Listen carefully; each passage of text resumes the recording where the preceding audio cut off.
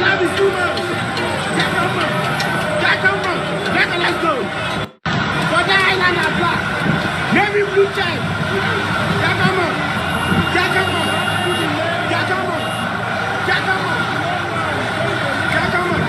Just see, bro. One got you are confused. The love is too much.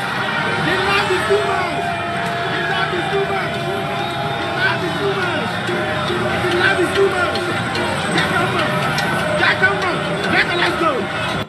For that island are black. Navy blue check. Jacamo.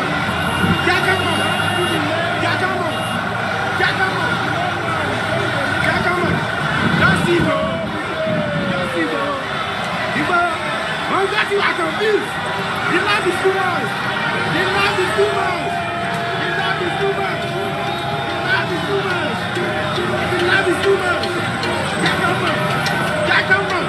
Let's go. For that island are black. Navy blue check. Jacamo.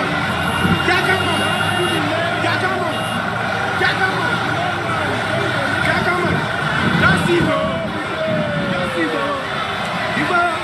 One got you are confused. The love is too much.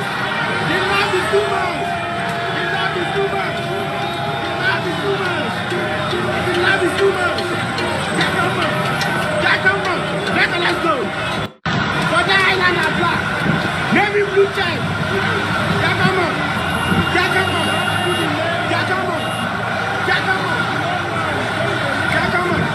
Just see, bro. One got you are confused. The love is too much.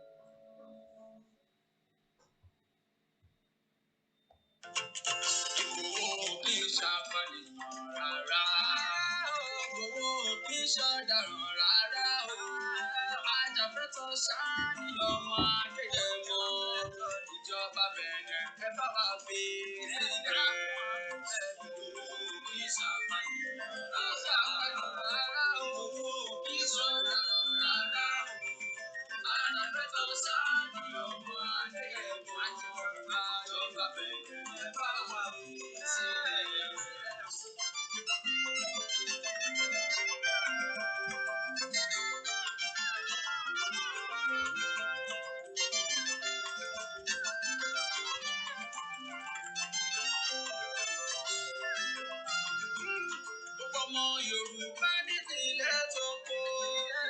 Ẹ̀sùn mọ́ bí kẹwàá fetí pé ìyàwó ọ̀rọ̀. Ẹ̀fẹ́ sọ̀rọ̀ nípa ọmọ Adéyẹmọ.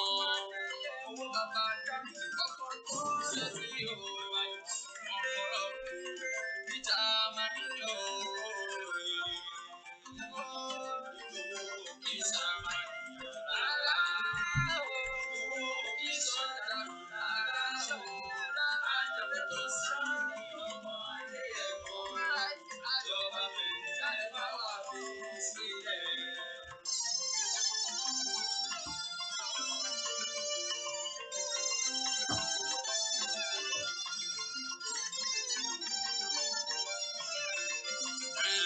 Ìbọ̀bọ̀n ló ti bẹ̀rẹ̀ nígbà yẹn. Ìgbà táwọn Fúlàní pa wá o. Ọmọdé yẹn mú ìgbé láti jà fún wa o. Ìsàmà ìyàrá. Ìsọ̀dà rárá o. Àjàfẹ́ tó sáàyè ọmọ Adéyẹmọ. Ìjọba bẹ̀rẹ̀ ẹ bá wà bí sílẹ̀.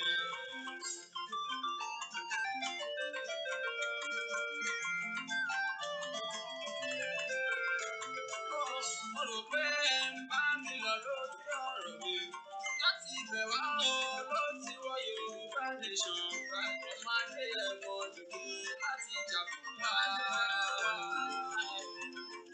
Láti balẹ̀ wá lọ́wọ́ aninilára. Bá jẹ́ Yorùbá mọ́ ló ṣe ṣe yìí o. Kì í sábà nìyẹn rárá o. Kì í sọ̀rọ̀ rárá o. Àjàfẹ́ tó sá ní ọmọ ayé ẹ̀wọ̀n. Ìjọba bẹ̀rẹ̀ bá wà fi sílẹ̀ láwẹ̀.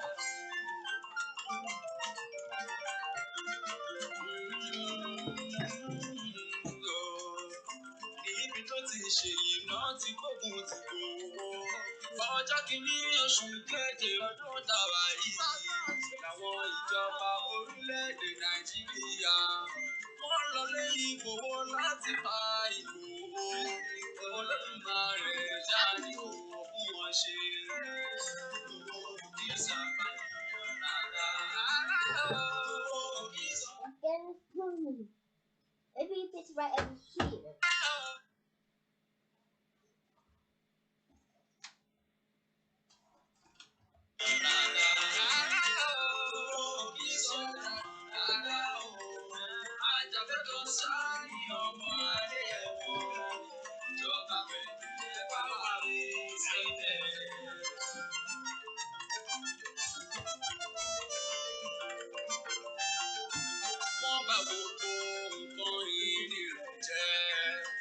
Ènìyàn méjì nílé Ìgbòho, wọ́n kó àwọn méjìlá lọ nílé Ìgbòho, wọ́n lépa ẹ̀mí Sunday ọmọdé ẹ̀wọ̀n.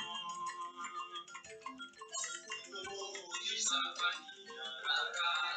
Ìgbòho kì í sọ̀dà rárá. Àjàfẹ́ ló sá ní ọmọdé ẹ̀wọ̀n. Ìjọba bẹ̀rẹ̀ bá wà ní sílẹ̀.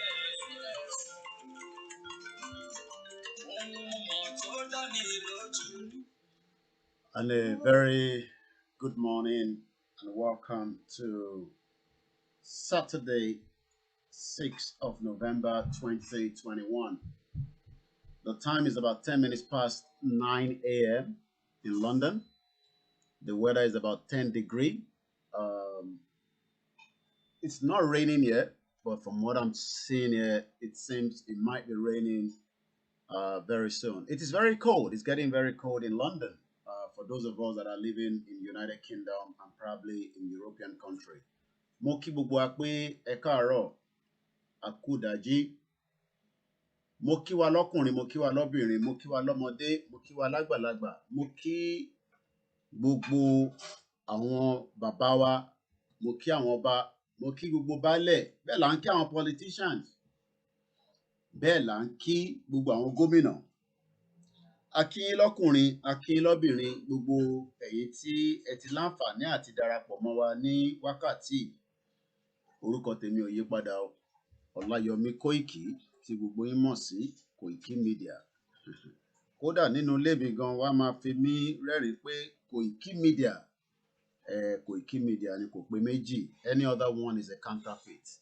Mo kí gbogbo àwa tí a jọ ń bá ètò lọ níbikíbi tí ẹ bá ti láǹfààní àti máa darapọ̀ láàrin gbogbo àwa tí à ń sọ̀rọ̀ àtàwọn tó ń kọ̀wé àtàwọn tí wọ́n ń ṣiṣẹ́ ribiribi tí ẹ máa láǹfààní àti rí àtàwọn tí ẹ ní rí nítorí pé iṣẹ́ ta gbé dání iṣẹ́ gbogbo wa ni. Èmi ń ṣe tèmi ni, ìwọ ṣe tiẹ̀. Kólúkálukú bá ṣe tọ̀dọ̀ tiẹ̀ ó máa jọra wọn. A kí gbogbo ẹgbẹ́ lọ́tùn lósì. A kí gbogbo àwọn oníṣẹ̀ṣe wa ní gbogbo ibi tó wà nílẹ̀ káàárọ̀ òjíire àtàwọn tó wà ní ẹ̀yìn odi títí dé Europe àti Africa àti Asia. Mo kí gbogbo àwọn Kristẹni. Àwọn kan á ní ẹ̀sìn tó gbé wá fún wa ní ẹ̀yin má wọ́rì nípa yẹn, ẹ̀yin ṣáà focus níbi tí wọ́n ń lọ. Nítorí pé tó bá jẹ́ pé yẹn ló bá ń dì mú, ó ṣeé ṣe kó má jẹ́ kí ìrìn àjò tá à ń fẹ́ yìí kó tètè lọ síbi tí ó jẹ́ kó lọ. Lótìtọ́ lódodo, a lè pa ìṣẹ̀ṣe wa rẹ́ nítorí pé ìṣẹ̀ṣe in tí a gbọ́júmọ́ ni, in tá a mọ̀ ni, in tó jẹ́ tiwantiwa ni. Ọ̀pọ̀lọpọ̀ nítorí pé contradiction oríṣiríṣi tí a ti gbọ́ láti kékeré òun ló jẹ́ ká sá ní ọ̀nà yẹn.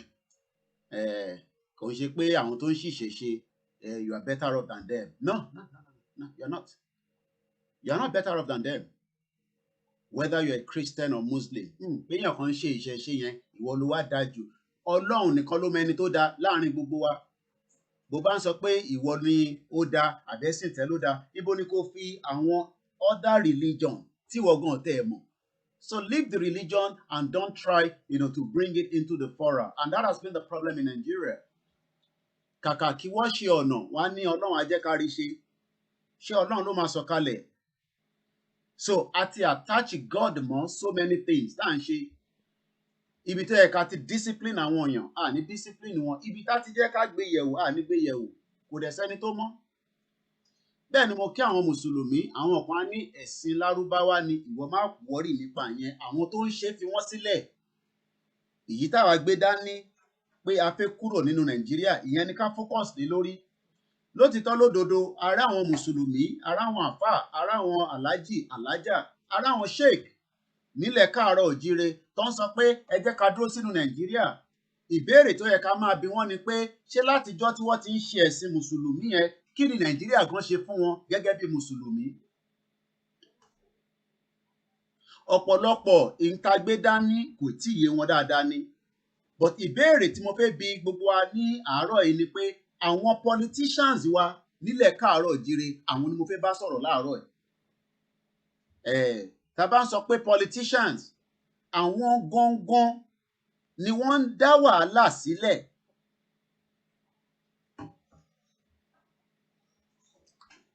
Àwọn gangan.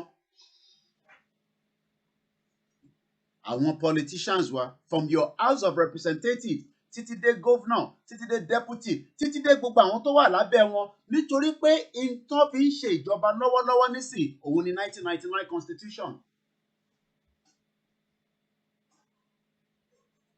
It is the 1999 constitution.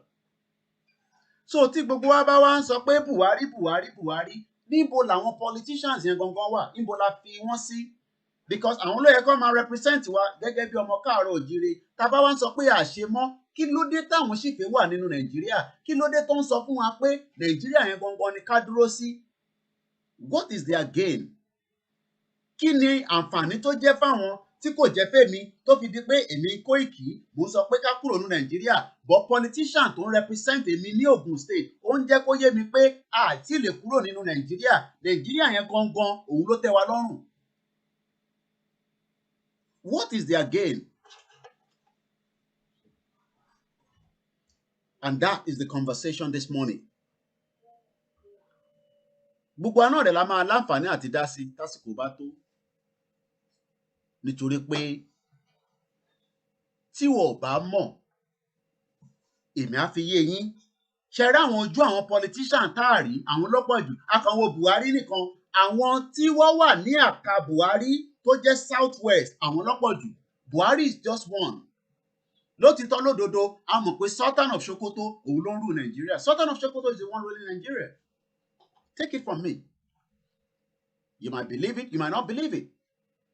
So tá bá ń sọ pé Fúlàní, tá ń sọ pé Fúlàní, à ń sọ pé Fúlàní tó ń pa wá nìkọ̀kọ̀, à ń sọ àwọn Yorùbá politician tó ti pa wá rẹpẹtẹ. Wọ́n bá wọn sọ̀rọ̀ gẹ́gẹ́ bí ọmọlúàbí, wọ́n sọ fún wọn pé 1999 constitution is one of the most fraudulent constitution you can ever think of. The 1999 constitution, òun gangan ló ń fún wa ní setback nílẹ̀ káàárọ̀ òjíire tí mò ń wo títì lọ́nà Èkìtì tí gbogbo mọ́tò ò ṣiṣẹ́. Tó bá jẹ́ pé à ń lo resources wa gẹ́gẹ́ bó ṣe jẹ́ ká máa lò ní, Fáyẹmí tó jẹ́ gómìnà Èkìtì á lè ṣe títì yẹn, kò ní kọ́kọ́ máa lọ sí federal láti gbàyè lọ́wọ́ wọn. Tẹ́ bá lọ sí Kogi, the same thing. Tẹ́ bá lọ sí Kwara, the same thing. Tẹ́ bá sọ̀kalẹ̀ ní Lagos, Ògùn, Ọ̀ṣun, gbogbo ilẹ̀ káàárọ̀ òjíire, reason tí kò ṣe sí development òun ni pé a ti wà lábẹ́ Nàìjíríà, àmọ́ àwọn politicians wa kí ni gain tiwọn gangan? Nítorí pé wọ́n ọ̀gbọ́n yẹn ẹ fìyẹn sílẹ̀. Tá bá ń sọ pé aráàlú ògbọ́n tá à ń sọ, àwọn politician mọ̀ tá à ń sọ. Gbogbo local government tó ń bẹ láyìíká state wa kọ̀ọ̀kan láti Lagos títí dé Kogi, títí dé Kwara, Ọ̀ṣun, Ògùn, títí dé Ọ̀yọ́ State, títí dé Èkìtì. Àwọn representative wa, àwọn ló kó wa sínú àhílò tí a ti lè jáde nínú ẹ̀. So tá a bá ń point sí Buhari àti àwọn ẹ̀mẹ̀wẹ̀, kí ni gain àwọn tọ̀dọ̀ tiwa gangan tí wọ́n ń gbọ́ gbogbo tá à ń sọ, but they are still talking about 2023. They are still talking about a country that was created on our behalf. Ọ̀pọ̀lọpọ̀ wọn ló kàwé, ọ̀pọ̀lọpọ̀ wọn ló ní opportunity. Tí ìwọ tó ń wò mí, tí generation ẹ tá a bá bẹ̀rẹ̀ pẹ̀lú Nàìjíríà for another 30-40 years, generation ẹ ò lè jàǹfààní táwọn politician yẹn ń jẹ lọ́wọ́lọ́wọ́ nísìnyí.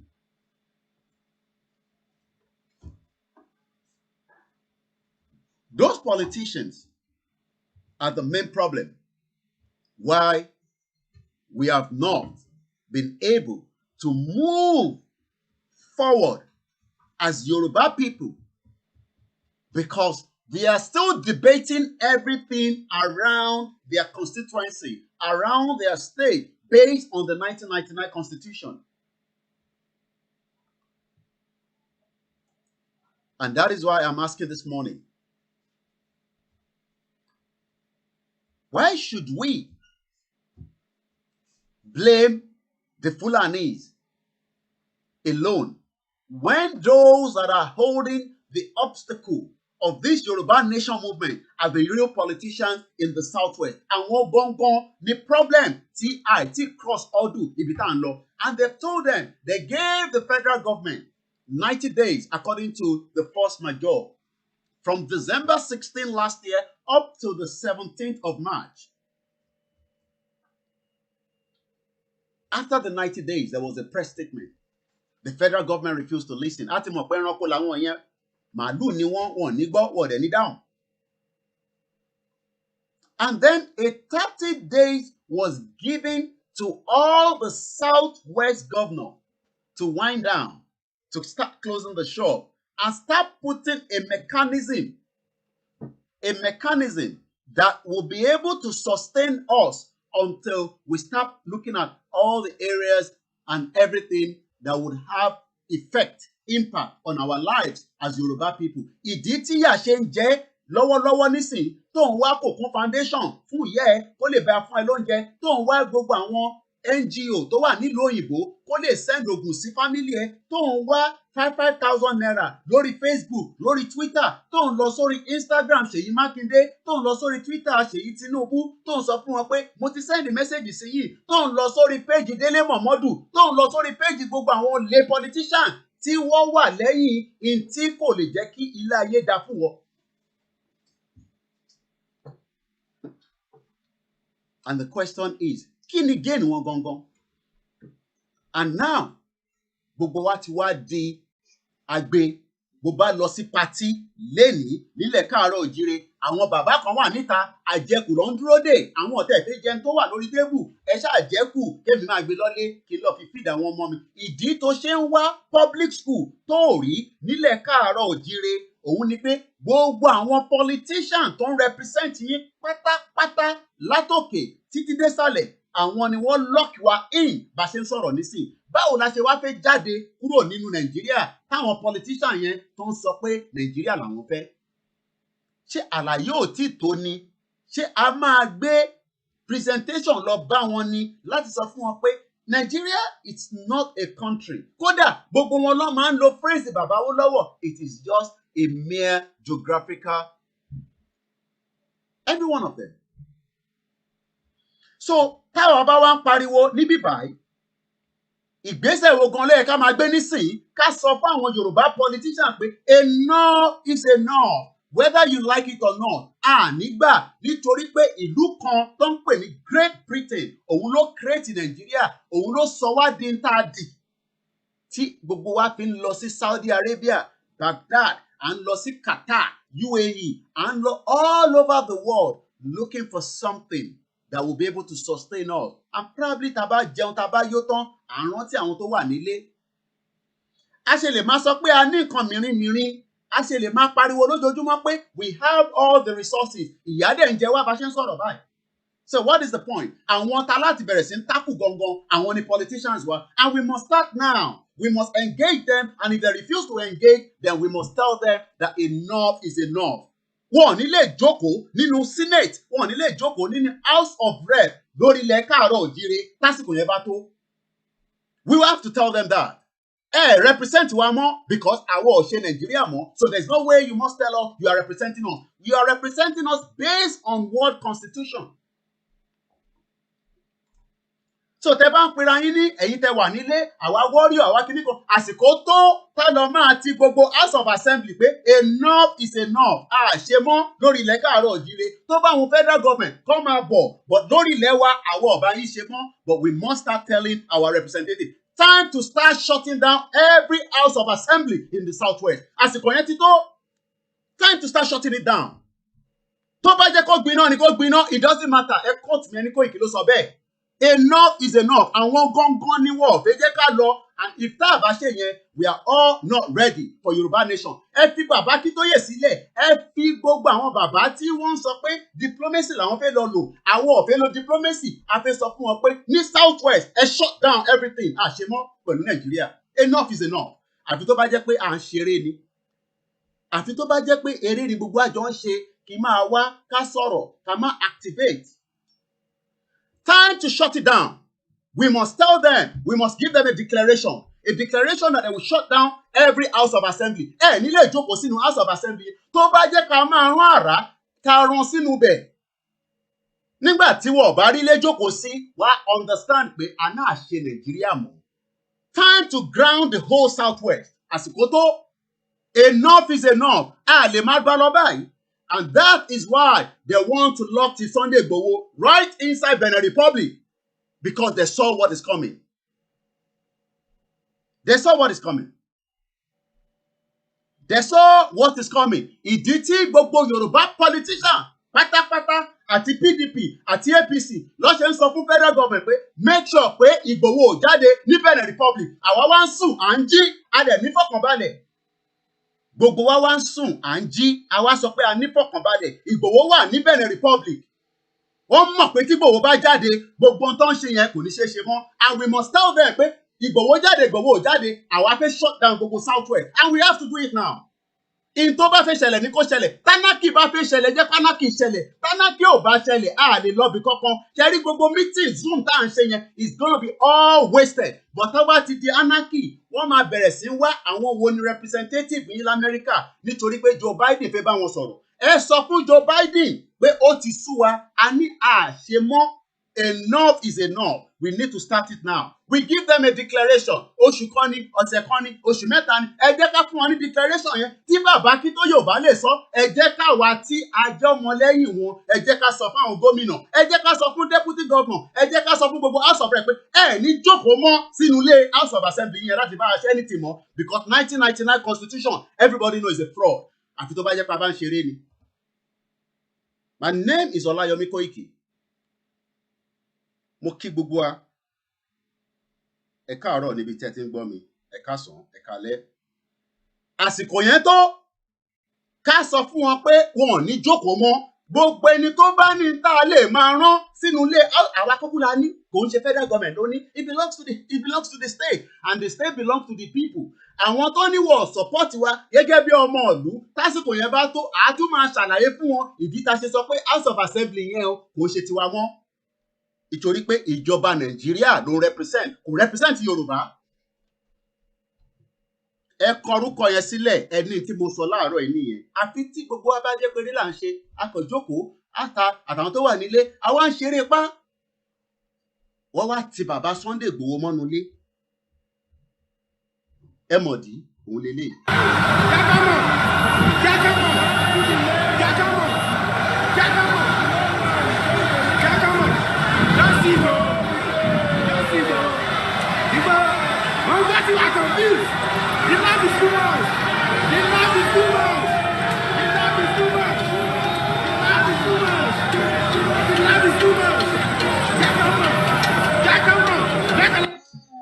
Lẹ́ẹ̀kan sí mo kí gbogbo wa a very good morning and welcome. Ṣé rí when people say a máa lọ on what ground? A máa lọ on what ground? A máa lọ ṣé pẹ̀lú legal means ni àwọn la máa bá sọ̀rọ̀. Okay, a ti submit atrocity tí federal government ṣe fún wa. A ti submitted sí ICC lótìtọ́ lódodo. A ti submit ẹ̀ṣẹ̀ tí ìjọba fi ń kàn tó fi ń ṣe fún wa. A ti submitted sí federal government. But will that be more than enough to move us out of Nigeria? A ní a fẹ́ bá UN sọ̀rọ̀, a ti kọ lẹ́tà sí wọn. United Nations ní àwọn ìtí rí ẹ̀rí pé lódodo nítòótọ́ àwọn ọmọ káàárọ̀ òjíire a fẹ́ kúrò ní Nàìjíríà.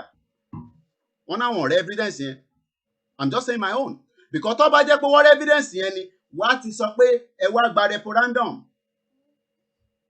Ẹ mọ̀ dí because àwọn politicians wa they are still telling United Nations. Ṣẹ́rí gbogbo Amina kan ló wà ní deputy United Nations. Òun ló ń block wa. Gbogbo yẹn nonsense ni. Àní káwa kọ́kọ́ block àwọn tó wà nínú ilé náà kọ́ má ráyè mímọ́. Àwọn tó wà nínú ilé àwọn ni ká kọ́kọ́ block. Tá a bá block wọn, UN máa mọ̀ pé lódodo we are ready. But àwa ń fún wọn láyè. Wọ́n wá ń lọ sọ̀rọ̀ based on 1999 constitution. Wọ́n náà fi ń ṣèjọba lé wa lórí. Ìjọba tá a mọ̀ pé àwọn ọgọ́ fúnra wọn ò lágbára kankan. Ṣẹ́rí gbogbo àwọn tó jókòó sí House of Assembly yẹn, it is all about their own gain. Kò ní kankan ṣe pẹ̀lú àwa. A very good morning and welcome. Bẹ́ẹ̀ ni mo kí wa lẹ́ẹ̀kan sí. Bí ṣe ń kí àgbàlagbà ni mò ń kí gbogbo ọmọ káàárọ̀ òjíire tó ti darapọ̀ mọ́ wa.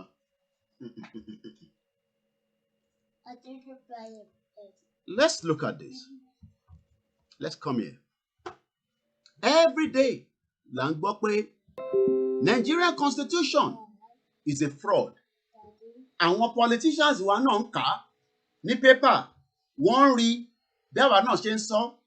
But kí nìdí gan-an why they are still not interested in making sure that the demand of the people is the way out as we speak right now? Why? Because their gain, àǹfààní tí àwọn ń rí, òun làwọn fẹ́ continue. Àǹfààní táwọn ń jẹ, òun làwọn fẹ́ continue. Àǹfààní tó bẹ fáwọn àtàwọn ẹbí wọn àtàwọn tó jẹ́ sàwáwò wọn lọ́tùn lósì àtàwọn ẹgbẹ́ wọn àtàwọn tó jọ ń ṣe front fúnra wọn. Torí pé gbogbo nǹkan ni front ní Nàìjíríà. Béèyàn kan bá jí láàárọ̀ nísìn, á kàn di billionaire. Kò ní industry kankan, kò ní kankan tó ń ṣe. Nigerian constitution, a lie, unrealistic, needs replacement, not amendment. Wọlé Ọlánìpẹ̀kun. Lẹ́ẹ̀kan sí mo kí gbogbo wa. You want what? Okay. Lẹ́ẹ̀kan sí mo kí wa. A very good morning and welcome. Àwa náà ń ṣe Yorùbá nation. Àwa ń fi àyè sílẹ̀ fún gbogbo àwọn ojú tí mo máa bẹ̀rẹ̀ sí fi wọ̀nyí lẹ́yẹ kankan from all I can get from the state governor's website according to what I have here. Mo kí wa lẹ́ẹ̀kan sí. Ṣé gbogbo àwọn ojú tẹ̀ ń wò yìí? These are all the traitors nílẹ̀ káàárọ̀ òjíire. Because every single faces you are looking at are the one representing you. Gbogbo àwọn tó jókòó yìí nísìn wọ̀ pé gbogbo àwọn tó represent ká sọ pé Lagos State nísìn, they are not even up to 50 and they are holding us back. Ǹjẹ́ àwa ṣáwa okay ṣá? Àní Nigeria is a crime scene. Constitution is not working. Kátẹ̀ basic gbogbo nǹkan à ń fà lísìn lórí constitution. Àwọn ilé wa ń jókòó, wọ́n ń ṣèjọba lé wa lórí. Àwọn ti Lagos lélẹ̀, ti Ogun State òun lélẹ̀. Gbogbo àwọn tó jẹ́ tó Ogun State. Wọ́n kì í ṣọmọ Igbo, wọ́n kì í ṣọmọ Gàmbàrí, Gbogbo wọn pátápátá lọmọ Yorùbá nílẹ̀ káàárọ̀ òjíire. They are not even up to 50. But all they've done is they've locked every one of us.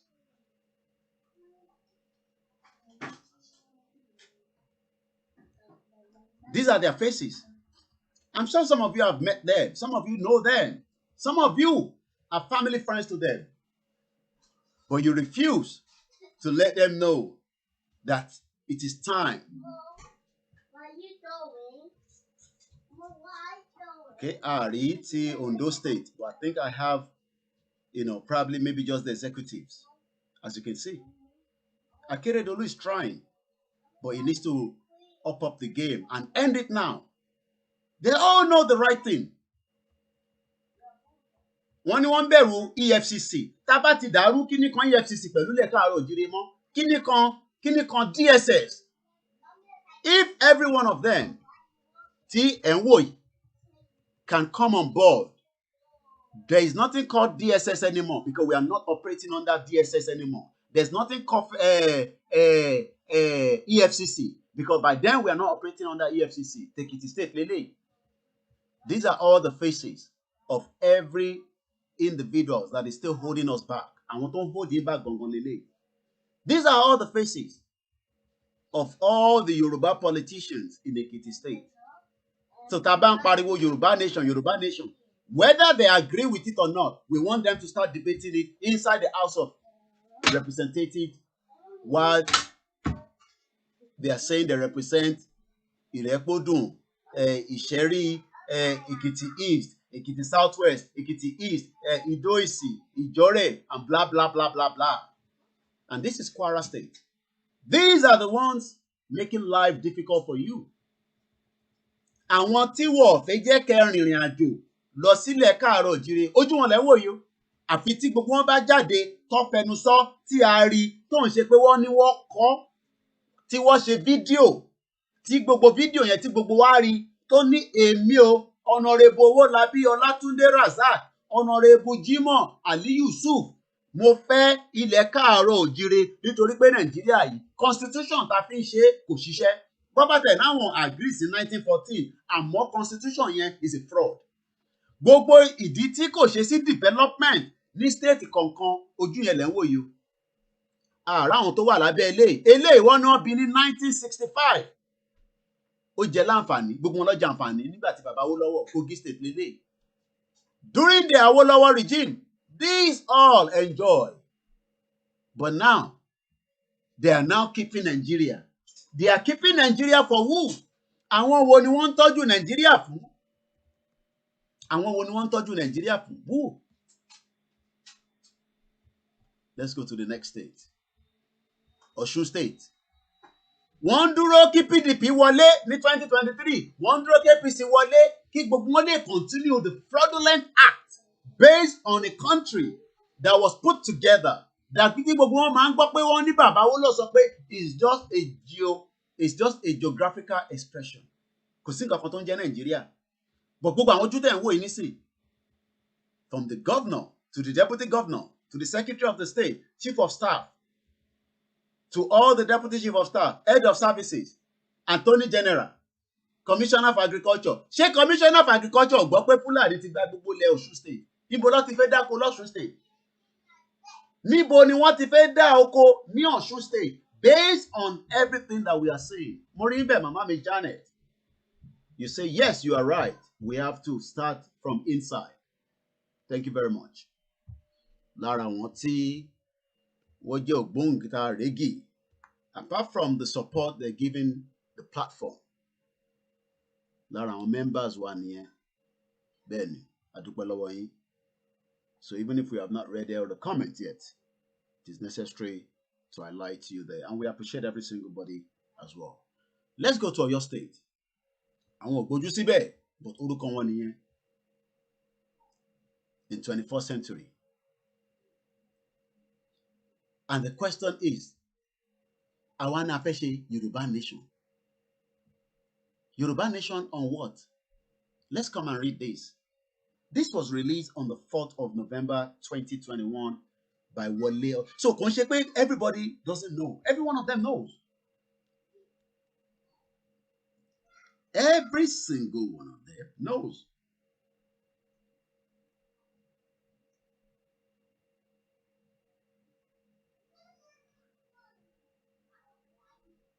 Every single one of them knows that the country is not working, but they are keeping it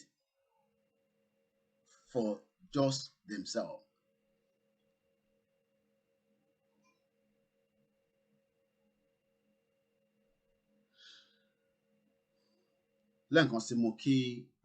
So let's read this quickly. You better don't go out in Anambra. Just stay at home and avoid going outside. Once again, Moki Bugua, and I say a very good morning, good afternoon, and welcome to the live transmission. My name is OLAYOMI KOIKI. Let's read this. A constitutional lawyer, Chief Wole Olanipekun, a senior advocate of Nigeria, on Wednesday described 1999 Nigerian Constitution as amended as a deceptive and unrealistic document. Tó bá sọ pé nǹkan wà deceptive, ẹ jẹ́ ká lọ wo meaning ẹ̀. Ẹ jẹ́ ká break it down. Let's go and look at the meaning. Tó bá sọ pé nǹkan wà deceptive. Deceptive. Òun nìyẹn. Deceptive. Giving an appearance or impression different from the true one, misleading. So gbogbo àwọn tí mo fojú wọ̀nyí, tán náà wọ́n ṣe amendment, ẹ jẹ́ ká ṣe amendment constitution, gbogbo wọn irọ́ ló ń pa fún yín. Every single one of them, they're all lies. Gbogbo wọn pátápátá látòkè délẹ̀, they're all telling you lies. Irọ́ ni wọ́n ń pa. Irọ́ ni wọ́n ń pa fún yín pé constitution yẹn a mọ̀ lótìtọ́ pé ó ní flaw nínú, àmọ́ we are going to amend it. The senior advocate of Nigeria, Bàbá wa Wole Olanipekun, ó ń sọ fún wa, ó fi ń yé wa pé it is all lies. Òun lòyìnbó tó lónìí bíbá ẹ̀. Deceptive. Bàbá rẹ̀ tó bá lè bá wa túmọ̀ ẹ̀ ní èdè Yorùbá, ẹ jọ̀ọ́ ẹ bá wa fi sínú comment fáfàná àwọn tí wọ́n bá gbọ́ ìtàn pè ní. Deceptive. Wọ́n ní giving an appearance. Kíyàn máa appear nísìn kí máa ṣe show nísìn dápẹ́ Yorùbá nation now, but in tó wà ní ọkàn mi, in tó wà nínú mi, ó yàtọ̀ sí gbogbo Yorùbá nation. Ọ̀pọ̀lọpọ̀ àwọn èèyàn wà bẹ́ẹ̀ láwọn tí wọ́n ti ń ronú pé kí làwọn máa jágbà lọ́wọ́ PDP, lọ́wọ́ APC. But wọ́n wo advantage ibi tá à ń lọ. Wọ́n wo advantage. Lótìtọ́ lódodo, disadvantage náà máa wà, but advantage yẹn ju disadvantage lọ based on Nigeria. Tí gbogbo àwọn ojú tẹ̀ ń wò yìí, gbogbo àwọn ojú tẹ̀ ń wò yìí tí mo ti fún wọn lẹ́ẹ̀kọ̀ọ̀kan yìí. Every single one of them, they are being deceptive. Irọ́ ló ń pa fún gbogbo yín pátápátá látòkè délẹ̀, láti gómìnà títí dé deputy governor títí dé gbogbo àwọn commissioner, gbogbo wọn irọ́ pákóná bó ṣe máa rí owó nínú ìjọba tó ń ṣe lọ́wọ́lọ́wọ́. Tó bá wá ṣe tán tí táàmù wọn lọ tán, àwọn náà wá máa wá sọ̀rọ̀, gbà ilẹ̀ máa rí wọn tó máa grant interview orí burúkú. Ìtànjẹ ẹ ṣé gan ni bàbá wa dé wọ̀nyí. Ìtànjẹ ló ń pè ní deceptive. Àǹfààní tẹ́yìn tẹ́ ẹ̀ bá gbọ́, wọ́n ń pè ní ìtànjẹ. Ẹ yé máa tàn wá. Ta ló rántí orin yẹn? Ẹ yé máa tàn wá. Ṣé àgàgù kan tẹ̀ ló kàn rí yẹn? Deceptive. They are all telling you lies. They've been telling us these lies from a very, very long time. And now tí gbogbo wa ti wá gbọ́n, kí ló dé ta ṣe wá ń tún jẹ́ kó máa jókòó yà nínú House of Rep? Àwọn wo gan náà represent? Àwọn wo gan ni wọ́n represent? Àwọn wo ni wọ́n represent? Nítorí pé ìtànjẹ òun ni wọ́n ń ṣe fún èmi, ló ń ṣe fún ìwọ.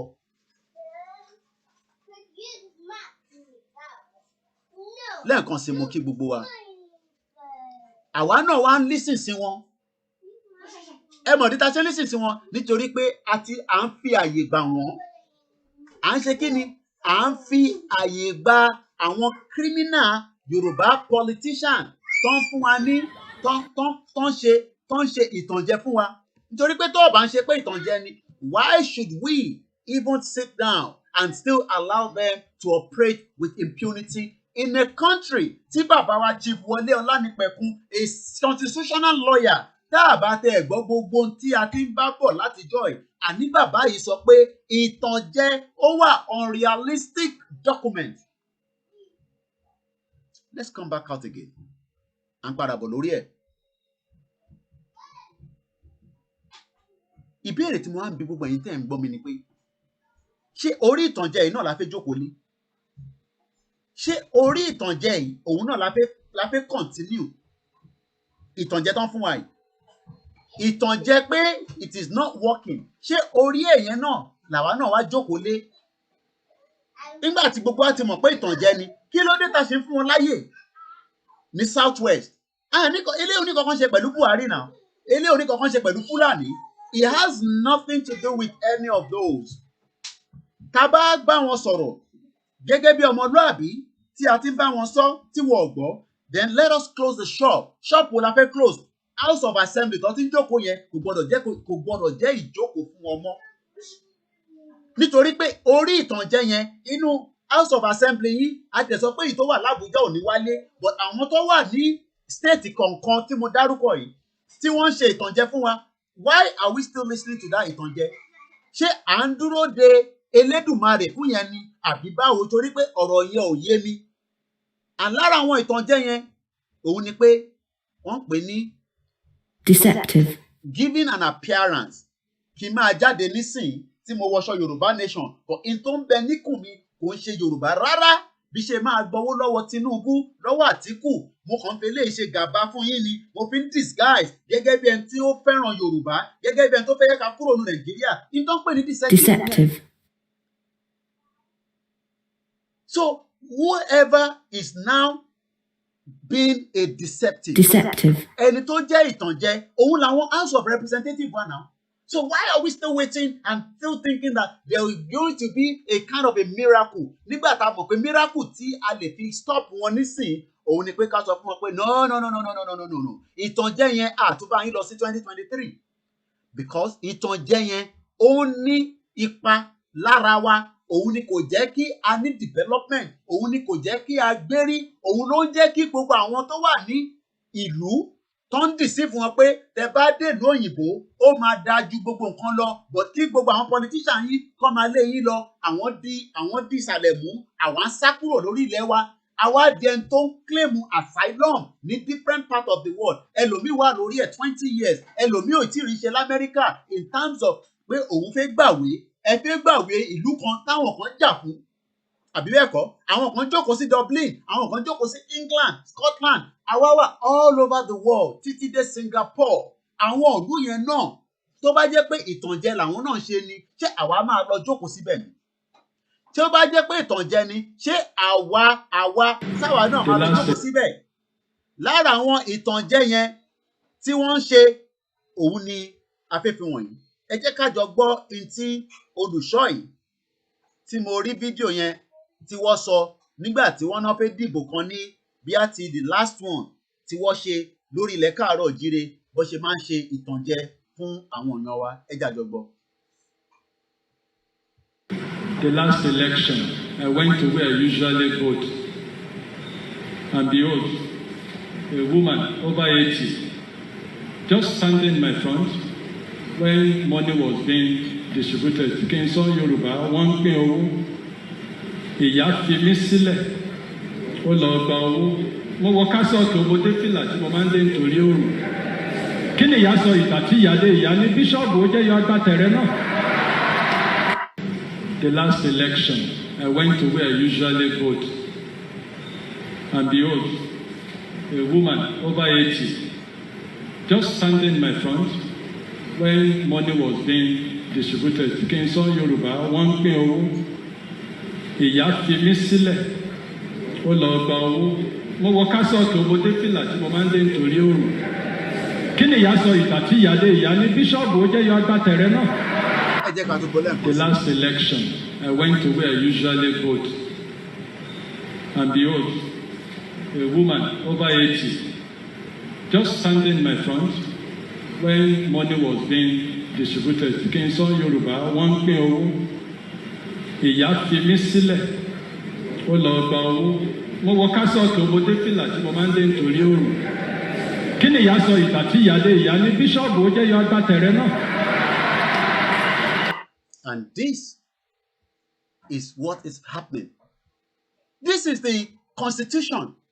Tí gbogbo àwọn tẹ́ ń wojú wọ̀nyí, kí n tún fojú yẹn wọ̀nyí. Ẹ jẹ́ ká lọ sí Lagos State. Speaker Honourable Mudashiru Ajayi. Deputy Speaker Honourable, mo kàn pọ́n wọn lé ní o. Tí bá ń fi Honourable yẹn sí, mo fi ń pọ́n wọn lé nítorí pé mo mọ̀ pé ọ̀pọ̀lọpọ̀ wọn máa gbọ́ fídíò yìí. À ń sọ fún wọn pé tẹ́ bá ní ẹ̀ ní gbọ́ ibi tí ìjókòó tẹ́ ń jókòó sí yẹn àfi kẹ́ya fortify ẹ̀ dáadáa nítorí pé ibẹ̀ yẹn ò ní ó máa gbóná mọ́ yín lára ni. Ibi tẹ́ ń jókòó sí nínú air condition nínú House of Rep ní Lagos State yẹn á máa gbóná mọ́ yín lára ni nítorí pé ẹ wà lára àwọn tí wọ́n ń pe tẹ́ fún àwọn aráàlú ní ìtànjẹ. Honourable Sami Agunbiade, House Leader. Honourable Lateef Abiru, Member. Honourable Wahab Jimoh, Member. Honourable Sangodara M. Rotimi, Deputy Chief Whip, Surulere. Honourable Oluyinka Ogundimu, Member, Agege 2. Honourable Fatai O. Oluwa, Member. Honourable Adebisi A. Yusuf, Member. Honourable Mojisola Lasbat, Chief Whip. Honourable Ibrahim O. Layode, Member. Honourable Engineer tó rí pé ilé Èkó yìí yẹn fẹ́ wó àìmọye púpọ̀ nú wọn lọ́ máa ní contract tó ń supply bí wọ́n níyàn bí mẹ́ta tó máa fún bọ̀bọ̀ tí tó náà build káàkiri tó build substandard tó pa gbogbo yàn tóun náà ti bá lọ nísìnyí ọlọ́run náà la máa pè.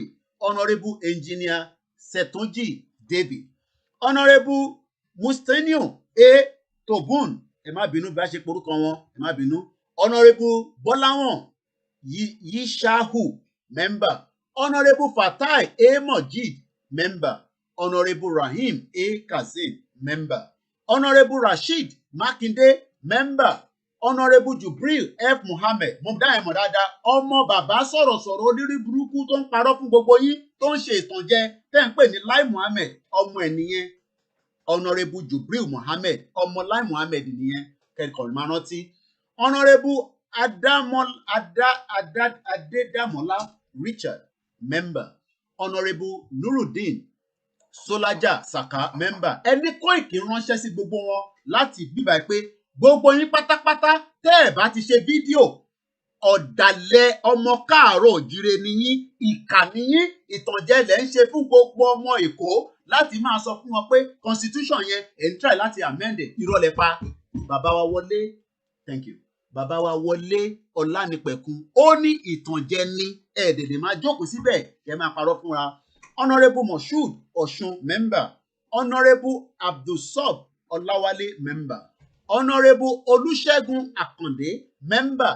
Honourable Akeem Ṣókúnlé, Member. Honourable Jude Emeka Idimogu, Member. Honourable Rotimi Olówu, Member. Honourable Desmond Elliot, Member.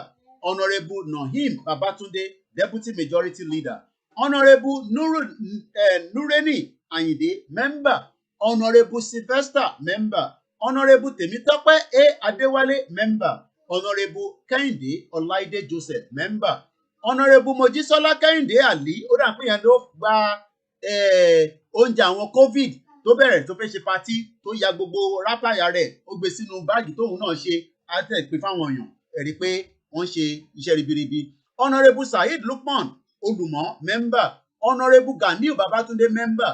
Honourable Ọláwálé Agé, Member. Honourable Ọlárẹ̀wájú Sulaiman, Member. Honourable Surajudeen Ọlátúnjí, Member. Honourable Ibrahim Ajani Owólabí, Member. Honourable Fẹ́mi Saheed, Member. Àwọn tó ń represent yín ní house nìyẹn. Ẹ jẹ́ ká wá lọ sí ta ni ọ̀gá wọn pátápátá tí ó jẹ́ the main olórí oko ní Lagos State. Gbogbo yín náà lẹ ti mọ̀.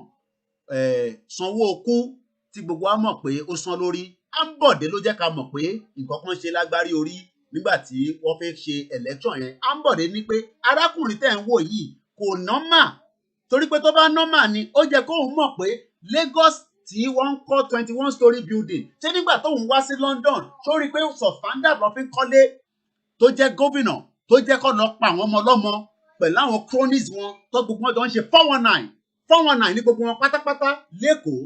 Òun lẹ̀ ń pè ní Babájídé Sanwó-Olú tèmi mọ̀ sí Sanwó ikú. Mò ń wo abíyá máa rí òun bẹ́ẹ̀ ni àbúrò ọ̀gbójú tiẹ̀ síbẹ̀. So bí ṣe ń sọ lọ, ìbéèrè tí mo á ń bi gbogbo yín nísìn ni pé àwọn tí mo dárúkọ yìí a ṣe máa lọ sí the next day tó àyè wà fún aláàárọ̀ yìí. Mò ń bọ̀ mò ń wá Sanwó-Okó ni àdẹ̀rẹ̀ òun látẹ̀ǹkan Sanwó-Okó. Anyway, gbogbo ilẹ̀ mọ̀ àti mo fẹ́ wò bí a máa rí gbogbo àwọn tó wà lábẹ́ tọ̀tọ̀ tiẹ̀ ni, but it doesn't seem they have that here and I'm not sure why, and they meant to have that. Now ẹ jẹ́ ká wo wọ́n pé role of a member. Ẹ jẹ́ ká sáré educate ara wa ká tó padà sórí constitution yẹn láàárọ̀ ẹ̀. Lẹ́ẹ̀kan sí mo kí gbogbo wa pé ẹ káàárọ̀ ẹ káàbọ̀. And any eligible voter, gbogbo ẹ̀yin tẹ́ wà lẹ́kọ̀ọ́ ni mò ń bá sọ̀rọ̀ nísìnyí, can run as a candidate. Irọ́ ọlọ́pàá fún yín tó o bá jẹ́ abẹ́ Tinubu ló ti ń jẹ tó ń sọ́ka bẹ́ẹ̀, ó lè máa sọ́ka bẹ́ẹ̀ in different ways. Ìwọ ló mọ tó ń sọ́kì lábẹ́, bóyá o máa fún létùtù kan ni tó jẹ́ ọmọ òlú kan ló fún létùtù, ìyẹn wà bẹ́ẹ̀. Wọ́n ní you can run to be a state house of assembly. Irọ́ ọlọ́fin yẹn pa. Ṣé rí gbogbo ẹ̀yin youth tẹ́ ẹ ní ẹ fẹ́ compete pẹ̀lú wọn, you are wasting your time. You cannot compete in this fraudulent tenure of all the Southwest elections. You know why? Because tí ìnáwó tó ti jí all the stolen money, all the stolen, gbogbo ẹ̀yin tẹ́ bá mọ̀ wọ́n dáadáa ní constituency yẹn tẹ́ wà lẹ́kọ̀ọ́, gbogbo àwọn tí mo dárúkọ yẹn ẹ máa bá wa comment, ẹ máa bá wa sọ ní tẹ́ mọ̀ nípa wọn ká lè yá àwọn tí wọ́n ń gbọ́ wa. Gbogbo yín pátápátá là ń gbájọ́ ń ṣètò, ẹ máa comment pé Yomi ẹni tó dárúkọ yẹn Agége ni, ọmọ olè fọ ni, gbogbo ibi tó bá ní property sí hòtẹ́ẹ̀lì lọ ní ni, gbogbo tó bá ní pátápátá ẹ máa disclose ẹ̀ fún wa lórí comment. I'm going to review that comment back. That means pé tẹ́ ẹ̀ bá fún wa ní information yẹn, that means pé gbogbo àfọ̀n waste time ni. Púpọ̀ ní ilẹ̀ mọ̀bí tán ní iléeṣẹ́ sí, iléeṣẹ́ búrẹ́dì ni, ó kọ́lé sí London, ó ralé sí London. Wọ́n kọ́ ní ẹ̀kan kọ́lé sí London, ó wá ń kọ́ 21 story building pẹ̀lú àwọn ìyẹ̀pẹ̀ bárabàrá. Wọ́n wá ní pé ó kú, ìgbà ó ní kò ní kú. Tó bá jẹ́ òun ṣe dáadáa ni, ṣé ó yẹ kó kú? So ẹ̀yin tẹ́ bá mọ gbogbo àwọn tá a dárúkọ yìí, ẹ máa bá wa fi ìtẹ́ bá mọ̀ nípa wọn, ẹ bá máa fi, kódà bẹ́ẹ̀ bá ládírẹ́sì ẹ bá àdírẹ́sì rẹ síbẹ̀, àfi lọ kí wọn, àfi lọ sọ fún wọn pé ṣé wọ́n ti gbọ́.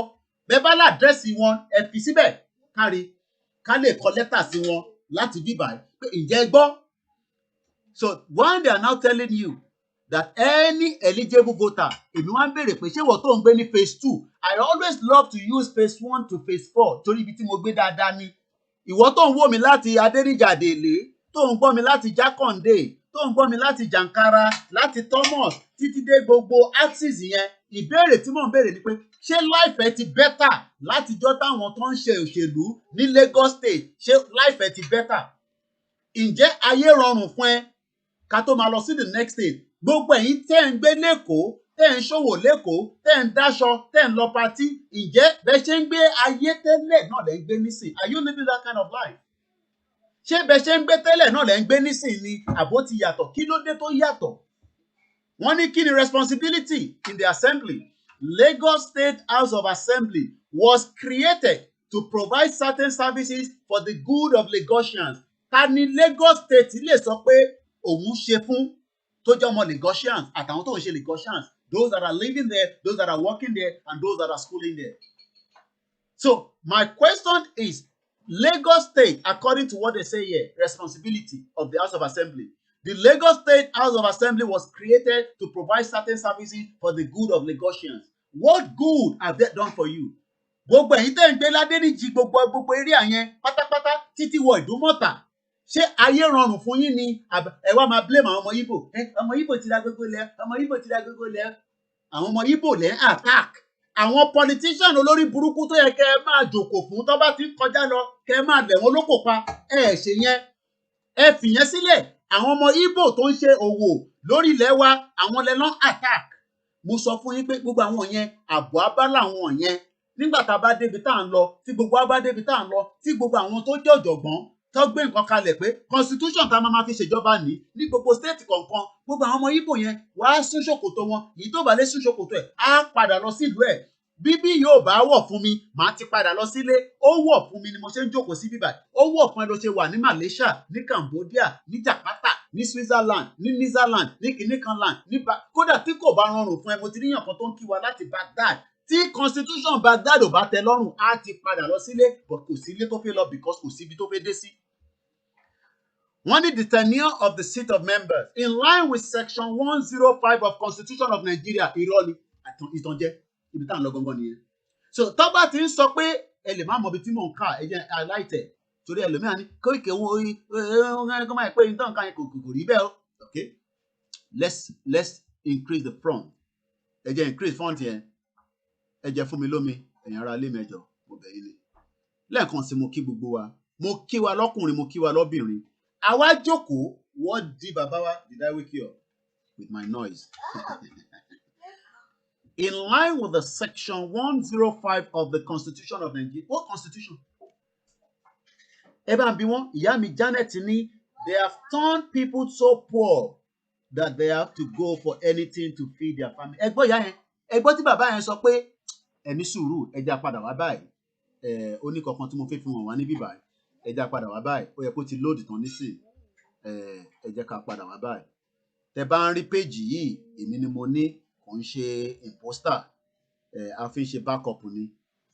Ẹ ní sùúrù ẹ já gbọ́n tí alàgbà wa yìí sọ. That this is the problem. This constitution can never give us progress. This constitution can never give us peace. This constitution can never give us unity.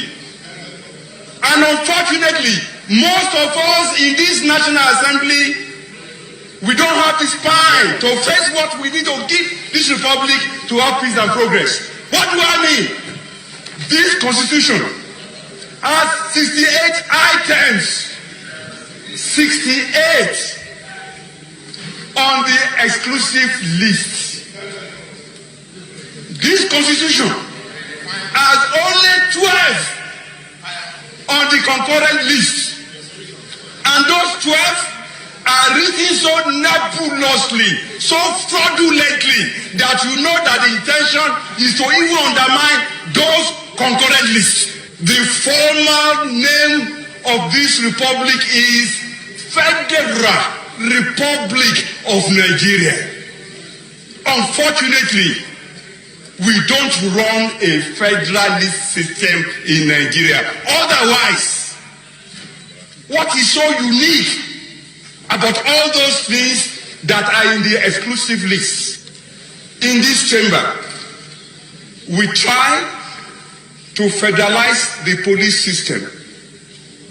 In this chamber, we failed. Every crime is local. And the solution to every crime is local. The earlier that senators in Nigeria summoned the courage to say, we should not continue to deceive ourselves. Now, nígbà tá a ti wá gbọ́ yẹn, ibo ni Lagos State ti wá rí in line with section 105 of the Constitution of Nigeria, when we know that that constitution is a scam, that constitution is a fraud, that constitution ló ṣe jẹ́ gbogbo estate tó wà ní phase 1 to phase 4 èmi ò mọ bòmí ibẹ̀ mo fẹ́ focus lé ibi tó yẹ kí development dé gbogbo bẹ̀ yẹn gbogbo yín wá ń gbé ìgbé ayé ìyà ẹ wá dákẹ́ sínú ìyà ẹ wá dákẹ́ ẹ sọ̀rọ̀ ẹ gbóhùn sókè nítorí pé wọ́n ti lọ́ọ̀kì potential yín ẹ wá ń blame àwọn ẹ̀yà míì tó ń operate ṣé ẹ mọ̀ pé gbogbo àgbáyé làwọn oríṣiríṣi ìlú tí ń operate ni so àwọn ọmọ Ìgbò tó ń ralẹ̀ ẹ̀yin lẹ́ta fún wọn náà tí ìyá bá ń jẹ tẹ́bi ń pa ẹ́ tí bàbá ẹ̀ tó ti ṣe wàhálà tó ra ilé odindi ilé ní Lagos Island tí wọ́n dẹ̀ gbé tà fún ọmọ Ìgbò kí ni problem ọmọ Ìgbò ni ebi problem tiẹ̀ nìyẹn tó bá jẹ́ pé ìwọ ń ṣe dáadáa ni ó jẹ́ kí ìwọ náà sọ bẹ̀yẹn kó sọ di development bí o máa sọ di hòtẹ́ẹ̀lì ni hòtẹ́ẹ̀lì tó máa jẹ́ standard tó ń ṣe ìtí ẹ̀ kàn fi ń gbé aṣẹ́wó wọlé tẹ̀ ń gbé aṣẹ́wó jáde ẹ má bínú ẹ̀yin ìyá wa tẹ fi ń ṣe agbe tó jẹ́ pé kò ní standard débi pé gbogbo ẹ̀ wá di robo ríbi wọ́n wá ń sọ fún yín níbí báyìí ní under Lagos State fraudulent constitution àwọn House of Rep wọ́n ní in line with section 105 of the Constitution of Nigeria the life of an assembly is 4 years commencing from the date of first sitting of the first of the House section 109 however state the condition that could make the member vacate his or her seat in the House as follows. If he becomes a member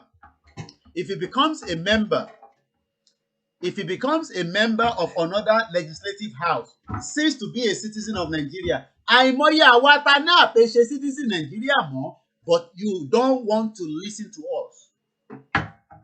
Becomes a member of another political party. Ǹjẹ́ kankan náà kan ní àti PDP àti APC ọmọ ìyá olè kan náà ní gbogbo yín pátápátá kò sí yàtọ̀. It doesn't make any difference. Before the expiration of the period for which he was elected. However, such member may not vacate his seat in the House. Ṣé ń gbọ́? Ẹni tó gbéra tó ń ṣe PDP ó wá rí i pé ìjọba Buhari ń lé òun mú ó wá cross over sí APC. Ìyẹn ò mí pé ó máa kúrò nínú House yẹn. Boy.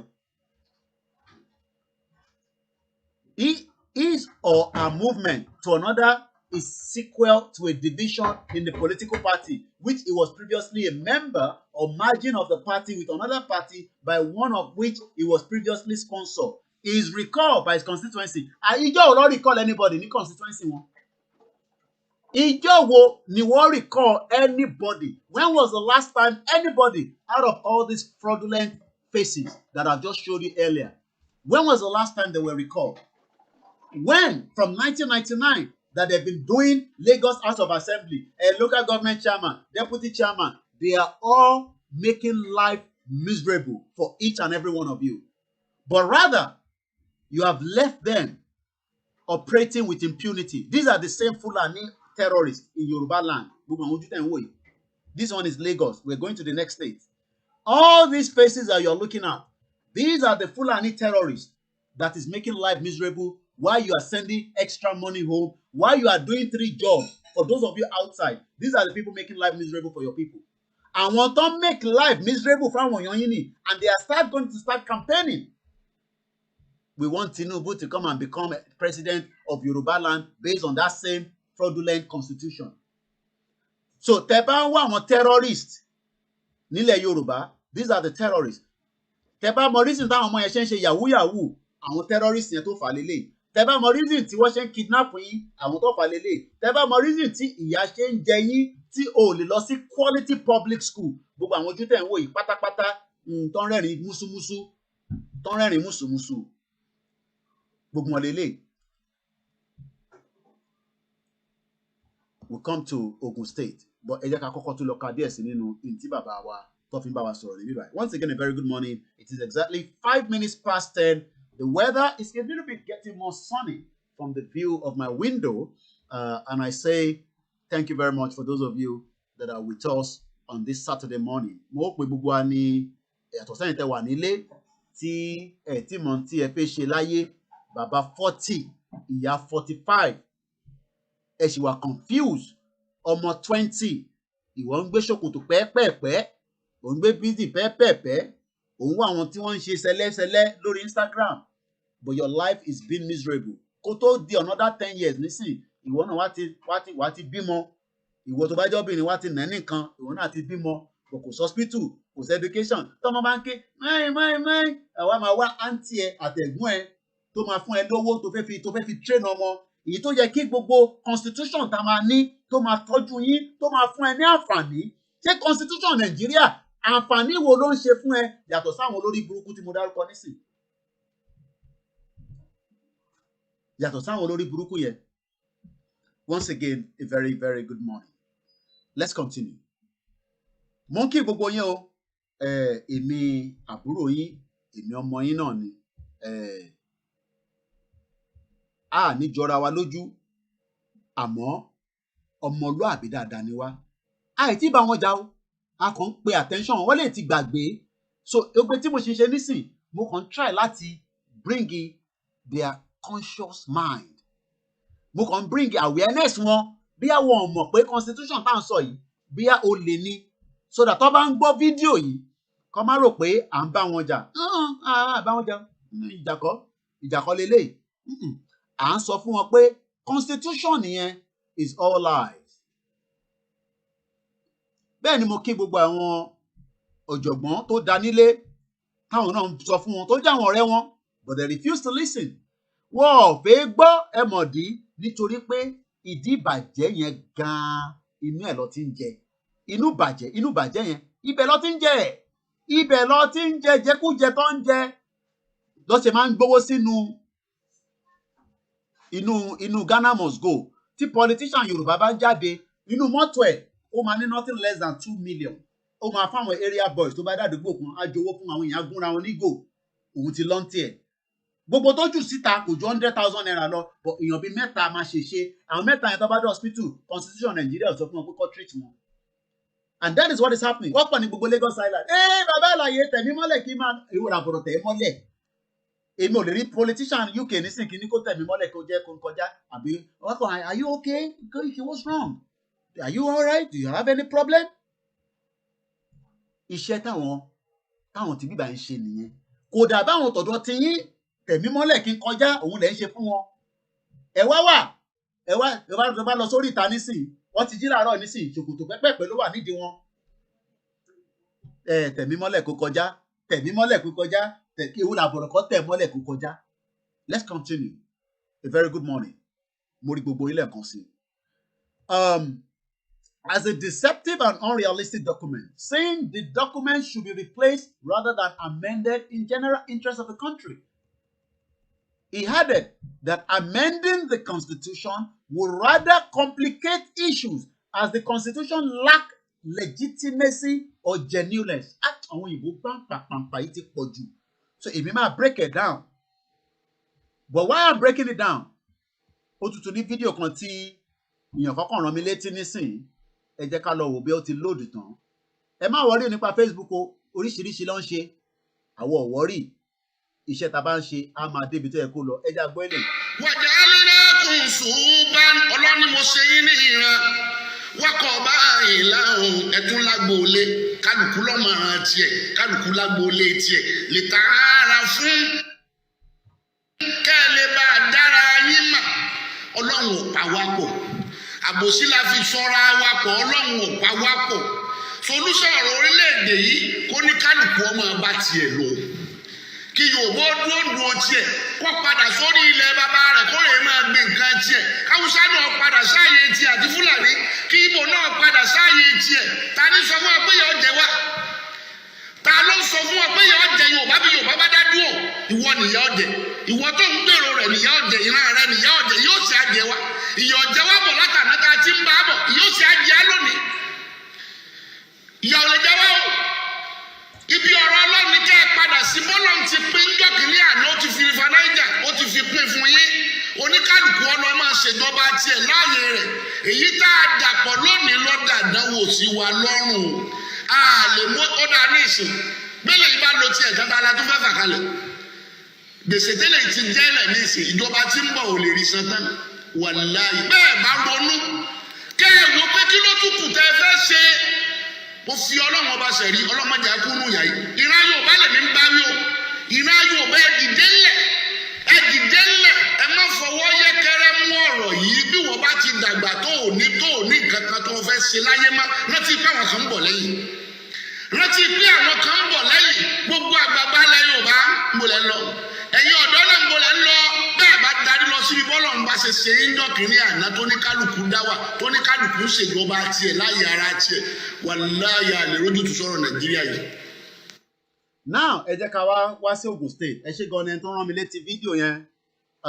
Ẹ jẹ́ ká dárúkọ àwọn ti Ogun State. Àǹfààní ẹ̀yin tí ẹ bá mọ̀ wọ́n, ẹ bá mọ ibi tó ń gbé, ẹ bá mọ tẹlifóònù nọ́mbà wọn, ẹ jẹ́ ká rí ká lè kàn sí wọn officially pé ṣe gbọ́ in tó ń ṣẹlẹ̀ àbẹ́ ẹ̀ gbọ́ ǹjẹ́ ẹ mọ̀ pé constitution yẹn bàbá wa Wọlé Ọlánìpẹ̀kun ní November 4 lórí Vanguard Nigerian paper tóun ṣe tìlú òyìnbó ó ní constitution nìyẹn ẹ jẹ́ wo èdè tó pè ní bíbá nísìn ó ní ẹ jẹ́ highlight ẹ̀ ó ní it lack legitimacy and genuineness ẹ jẹ́ ká wá lọ wo kí ló ń pè ní legitimacy ẹ jẹ́ ká lọ wo meaning ẹ̀ ẹ jẹ́ ká lọ wo ẹ jẹ́ ká jọ lọ wo meaning ẹ̀ then pronunciation ẹ̀. Legitimacy. Òyìnbó yẹn dá wò ó fún rẹ̀ mo jẹ́rìí bàbá mi tó dáa gbogbo ilẹ̀ láǹfààní ẹ máa lo fídíò mi kí ó lè máa spread káàkiri wò ó ẹ máa lọ wo TV àrí Máyégún lánàá kí ló ṣẹlẹ̀ Máyégún má máa fi wá sí suspension jọ torí Ọlọ́run sórí 9 o'clock program yẹn ẹ jẹ́ n tẹ̀ wo bí mo lè ń bọ̀ olú ẹ̀kọ́ máa jókòó 9 o'clock kò àdẹ̀ní kò ní yọjú kò dẹ̀ ní sọ pé má máa ṣe yẹn o ẹ jẹ́ n sáré pè náà bí máa gẹ̀tẹ̀ máa bá wí nísìn a ní Kòìkì èèyàn mi tó dáa ni a ní Kòìkì ló dẹ̀ bízè lánàá ni ó kàn gbé wa sórí suspension ni ó wà live mo wà live lórí show báyìí mo kàn pé ẹni o kí ló dé tá àgbú rẹ̀ lánàá kí ló ṣẹlẹ̀ Máyégún ó lè má gbé wa sórí pressure tó ń fún wa ti pọ̀ jù náà mo wà live àwọn èèyàn gbọ́n tó ń sọ wà lórí speaker mo ń gbọ́ ẹ.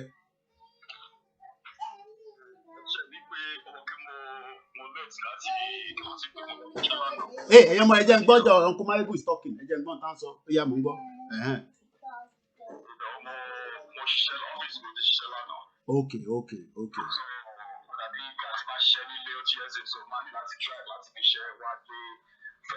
Mo jẹ́rìí. Okay, all right. Ó yá kí gbogbo àwọn ará ilé tó ń gbọ́ ẹ lórí YouTube àti Facebook kò apologize fún wọn torí gbogbo àlọ́ fi sí under pressure 9 o'clock yẹn a máa ń jókòó ni wọ́n ń gbọ́ ẹ báyìí mo wà live wọ́n ń gbọ́ ẹ kò sáré kí wọn.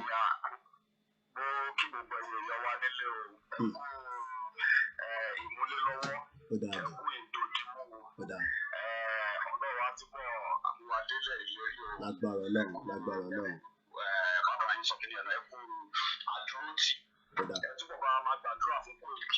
Ó ṣe gan ni.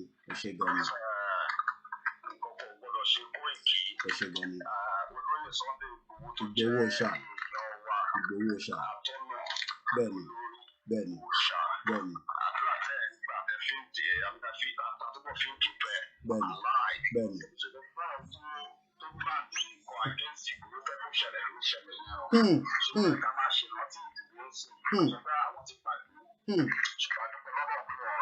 Adúpẹ́ fọ́lọ́run.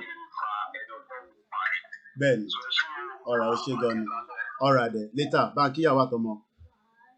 Ohun Máyégún lẹ́gbọ́n yẹn the general fún rẹ̀ bá jókòó wọn wá Máyégún lánàá títí tó anyway ó ti sọ fún yín pé tó bá dalẹ́ ká pàdé òun lálẹ́ so à ń bẹ́tọ̀ yẹn nìṣó mo kí gbogbo wa aago 10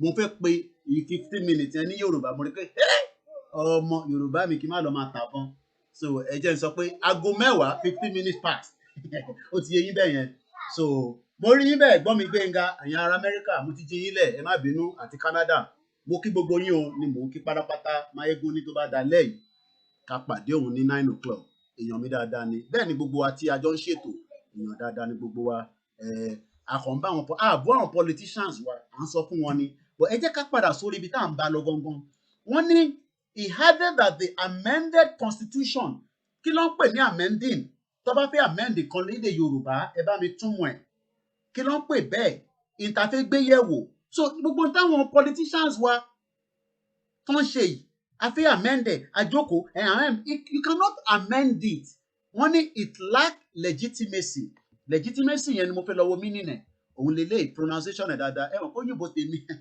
òyìnbó bíi kò dàbí àwọn tọmọ wa táwọn ọmọ wa bá ń sọ̀rọ̀ báyìí máa kó máa wẹnu wọn bá ń lọ wí ló ń sọ èyí torí Ọlọ́run bá dí mi létí mo rántí ìgbà tí mo kọ́kọ́ dé ní airport gbogbo tó ń sọ báyìí wà kọ́ máa ní yes kódà bọ́ bá sọ pé nǹkan mi tó yẹ kó sọ no ó ti sọ yes nígbà tó yẹ kó ṣàtẹ̀wọlé ni because ẹ̀rù yẹn máa kọ́kọ́ mú ẹ tó bá dé immigration border ní Amẹ́ríkà hello kí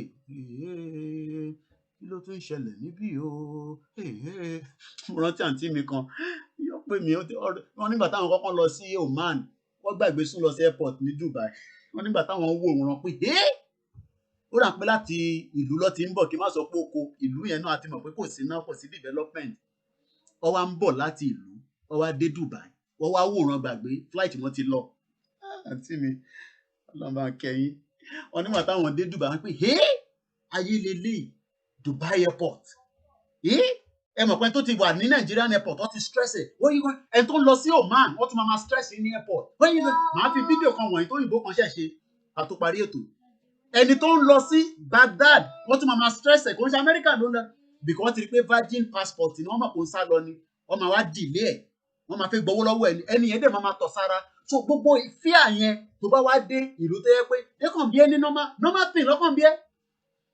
wọ́n ní àtúntò ẹ ṣe gan ni wọ́n ní àtúntò àtúnṣe thank you very much ẹ má bínú mo kàn yá àgbàrá díẹ̀díẹ̀ ni. ṣe rí pressure tí o gbé kúrò ní Muritala Muhammed tó kẹ́ ẹ̀ kọ́kọ́ wọ plane báyìí tí plane àdúrà ni pé èèkàn máa tún wá pè mí lórí plane yìí o plane tètè gbéra tètè pé ẹlòmíì tó bá tí air hostess bá ní are you okay?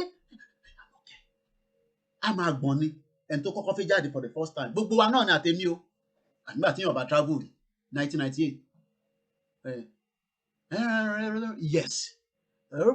yes àti tó yẹ kí n sọ no mo ti sọ yes have a nice day tó ní have a nice day báyìí tó stamp ẹ̀ pé kó wọlé báyìí Nàìjíríà bá báyìí tó bá rí opportunity sá lọ títí tá a máa fi gba Yorùbá nation tó bá dẹ̀ láyà pé o máa wà láàrin wa nínú bẹ̀ ṣẹ́ni pé màá tọ́ ní Koiki come on shut up don't tell me to come home I hate that pointing out there Koiki come home ìgbà tá a wálé náà kí ló ṣẹlẹ̀ so ìgbà tẹ́mi wálé ṣé wọn náà wá darapọ̀ mọ́ wa a dúpẹ́ lọ́wọ́ gbogbo ẹ̀yin tí ẹ darapọ̀ mọ́ wa and we still continue to do the right thing so legitimacy ká má divert too much. Legitimacy. Conformity to the law or to the rules. Ability to defend with logic or justification. Validity. Shari, validity don't mean here. It is difficult to judge the legitimacy of the rumor. Listen, it's not a rumor. The federal government kidnapped Nnamdi Kanu, rendition back to Nigeria without any legal means. Bẹ́ẹ̀ni, tó bá dé lóyìnbó láti airport tó dé America tó ní yes. Ìtọ́ ń bí ẹni pé ṣoṣà wà òkè ṣé kò sẹ́ni àti tó yẹ kó sọ no o kò máa ìgbà mi kan lè lọ complicate ìyẹn tó fi ń dáwọn èèyàn padà because nítorí yẹ kó sọ no o gbọ́ no yẹn kò ń ṣe pé ògbọ́n yìnbó tó ń sọ but pressure Muritala Muhammed airport tí Fúlàní dìmú tó wá fi àwọn Yorùbá wèrè kankan sáàárín wọn àwọn Yorùbá yẹn lọ ń gbowó yẹn lọ fún Fúlàní tó wà ní yàrá nínú air condition yẹn kàn máa rẹ́rìn ni and look at Yorùbá people olórí burúkú àwọn Hausa yìí and look at them Yorùbá did I wake you up and look at them Yorùbá people ṣége banda mo tẹ̀ ń wo péjì kan kíní kan Nabiska àwọn Hausa yẹn nǹkan kan wá ń sọ sí mi lọ́kàn pé because ó dà kó ṣe fídíò kan bí a fídíò yẹn go wrong ni ẹ ti mọ̀ northern backend tí mi rán mi létí péjì àwọn Hausa tó pọ̀ lórí tó popular gan lórí orí Instagram yẹn kíní kan nàbí kíní kan ló ń jẹ́ ṣá northern kíní kan ni òun ló máa ń post gbogbo nǹkan fáwọn northern kíní kan ló ń jẹ́ ok náà kò lè northern hibiscus òun náà ni mo wá ń wo fídíò kan tí woman yẹn ṣe lánàá fídíò yẹn lélẹ̀ rẹ́rìn pé rọ́ọ̀nù mọ̀ ń pa òun lélẹ̀ ó ń ṣe apology fún gọ́vnà El-Rufai little finger bí Mayegun ṣe máa ń sọ àti commissioner I don't know what happened there so ọkàn kan wọ́n sọ sí mi pé kí ni ìrònú àwọn Haúsá gan lórí wa pé a fẹ́ lọ àwọn tó jẹ́ elite wọn kàn máa rẹ́rìn ni wọ́n ní ṣége banza Yorùbá people you wan go Igbo people you no go we own this country together ọlọ́wọ́ bá ọ. Oda, let's come back to the conversation. Genuineness mo kàn fẹ́ break it down ni o kẹ́ lè mọ̀ ẹ má bínú àwọn ọmọ yín náà ní conversation ní background. Genuineness. Ẹ rí bó ṣe pé. Genuineness. The quality of truly being what something is said to be, authenticity. So, jẹ́rí gbogbo ẹni tẹ́ wà lẹ́kọ̀ọ́, èmi lọ́mọ Èkó, APC níjọ́, PDP níjọ́. Mo wà lórí program lọ́wọ́. All right. Lẹ́ẹ̀kan sí mo kí ọ̀dà pa àwọn backend team ìjọ fẹ́ ràn mí létí nǹkan àbíyàn kan pè mí. Wọ́n á pè wá lórí program o. Ta ló ń pè lórí program wa lórí ètò? Okay, mo ti ọ̀rẹ́ mi ló ń pè mí. Má yọ mí lẹ́nu. Mo kí gbogbo yín lẹ́ẹ̀kan sí a kí ọkùnrin, a kí ọmọdé, a kí àgbàlagbà.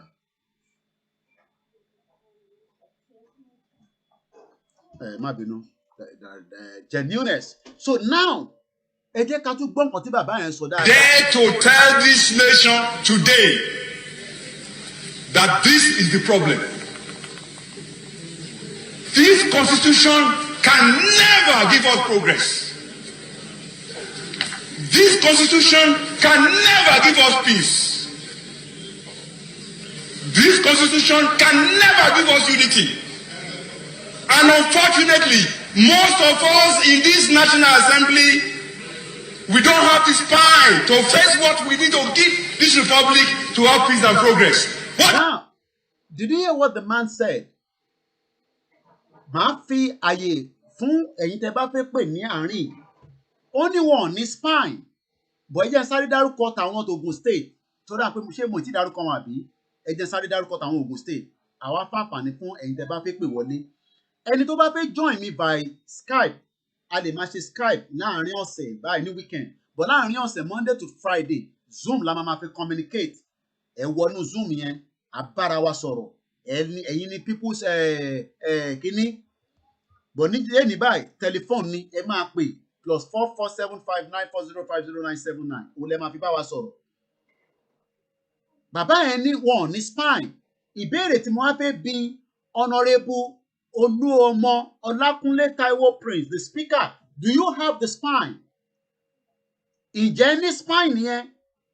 Because we now know that this constitution is a crime. This constitution is the reason why there is no development in Ogun State. This constitution is the reason why your lives is being held without any progress. This constitution, òun ní igi tó ń dá gbogbo ẹ̀rú tí gbogbo àwọn Ìjẹ̀bú tó bá ń ṣe patí báyìí mo tẹ̀lé wọn lọ patí kan. Gbogbo àjẹkù pátápátá àti kọ́kọ́rẹ́ o àti ráìsì o àtàmàlà wọ́n ń dá gbogbo ẹ̀ papọ̀ ní kíní kan àwọn ọmọ ọlọ́mọ. That was some few and it's still happening today. This constitution òun ni kò jẹ́ kó lálàáfíà tó bá sick. Your deputy speaker, Honourable Balogun Akeem Agboola, òun lè sá lọ sí ìlú òyìnbó. But ìwọ tó wà ní Ogun State, ìyá máa jẹ gbingirigbiri sí ẹ lára. This constitution, òun ni kò jẹ́ kí Honourable Sheriff Abiodun, majority leader, Adó-Odò Ọ̀tà, tí gbogbo yín sọ pé kò ṣiṣẹ́. Tí omi ń wọlé tó ń jáde is this constitution. Ìyá wa Honourable Bello Atinuke, Mrs. Chief Whip Odogbolu ní ọ̀dọ̀ tí Máyégún lọ́hùn. This constitution is the reason why they cannot progress. And they are still sitting on that constitution.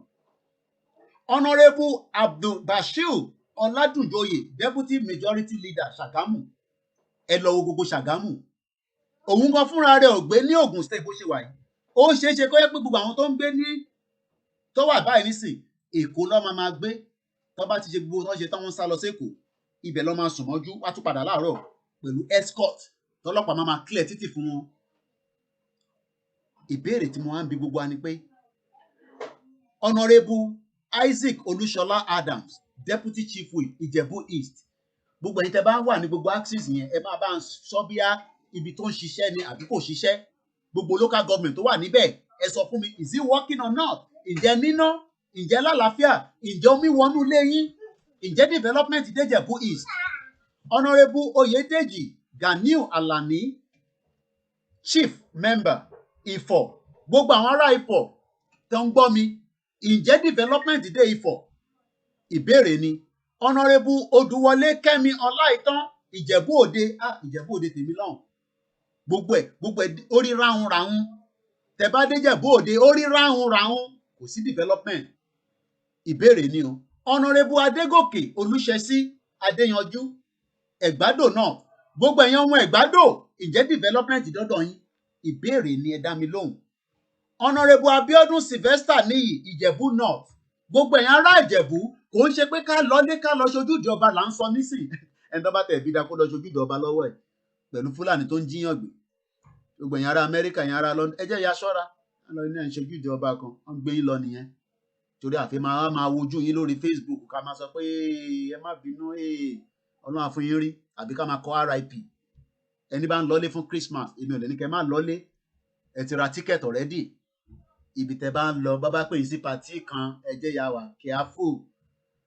Tó bá pè ẹ́ sí party tó bá lọlé, tó lọ sọ pé because I've been in America. America ń ṣe Nàìjíríà o. Ẹ mọ̀ nǹkan, o lè lọ sí party yẹn kó jẹ kankan, kò ní stomach upset. Tó dé hospital ó máa kú. Torí pé hospital fúnra rẹ̀ gan kó tó débẹ̀ títí ò ṣiṣẹ́. Tó bá wá gbé ẹ dé hospital yẹn, kọ́ lọ́njọ́ survive. Kò ń ṣèpè.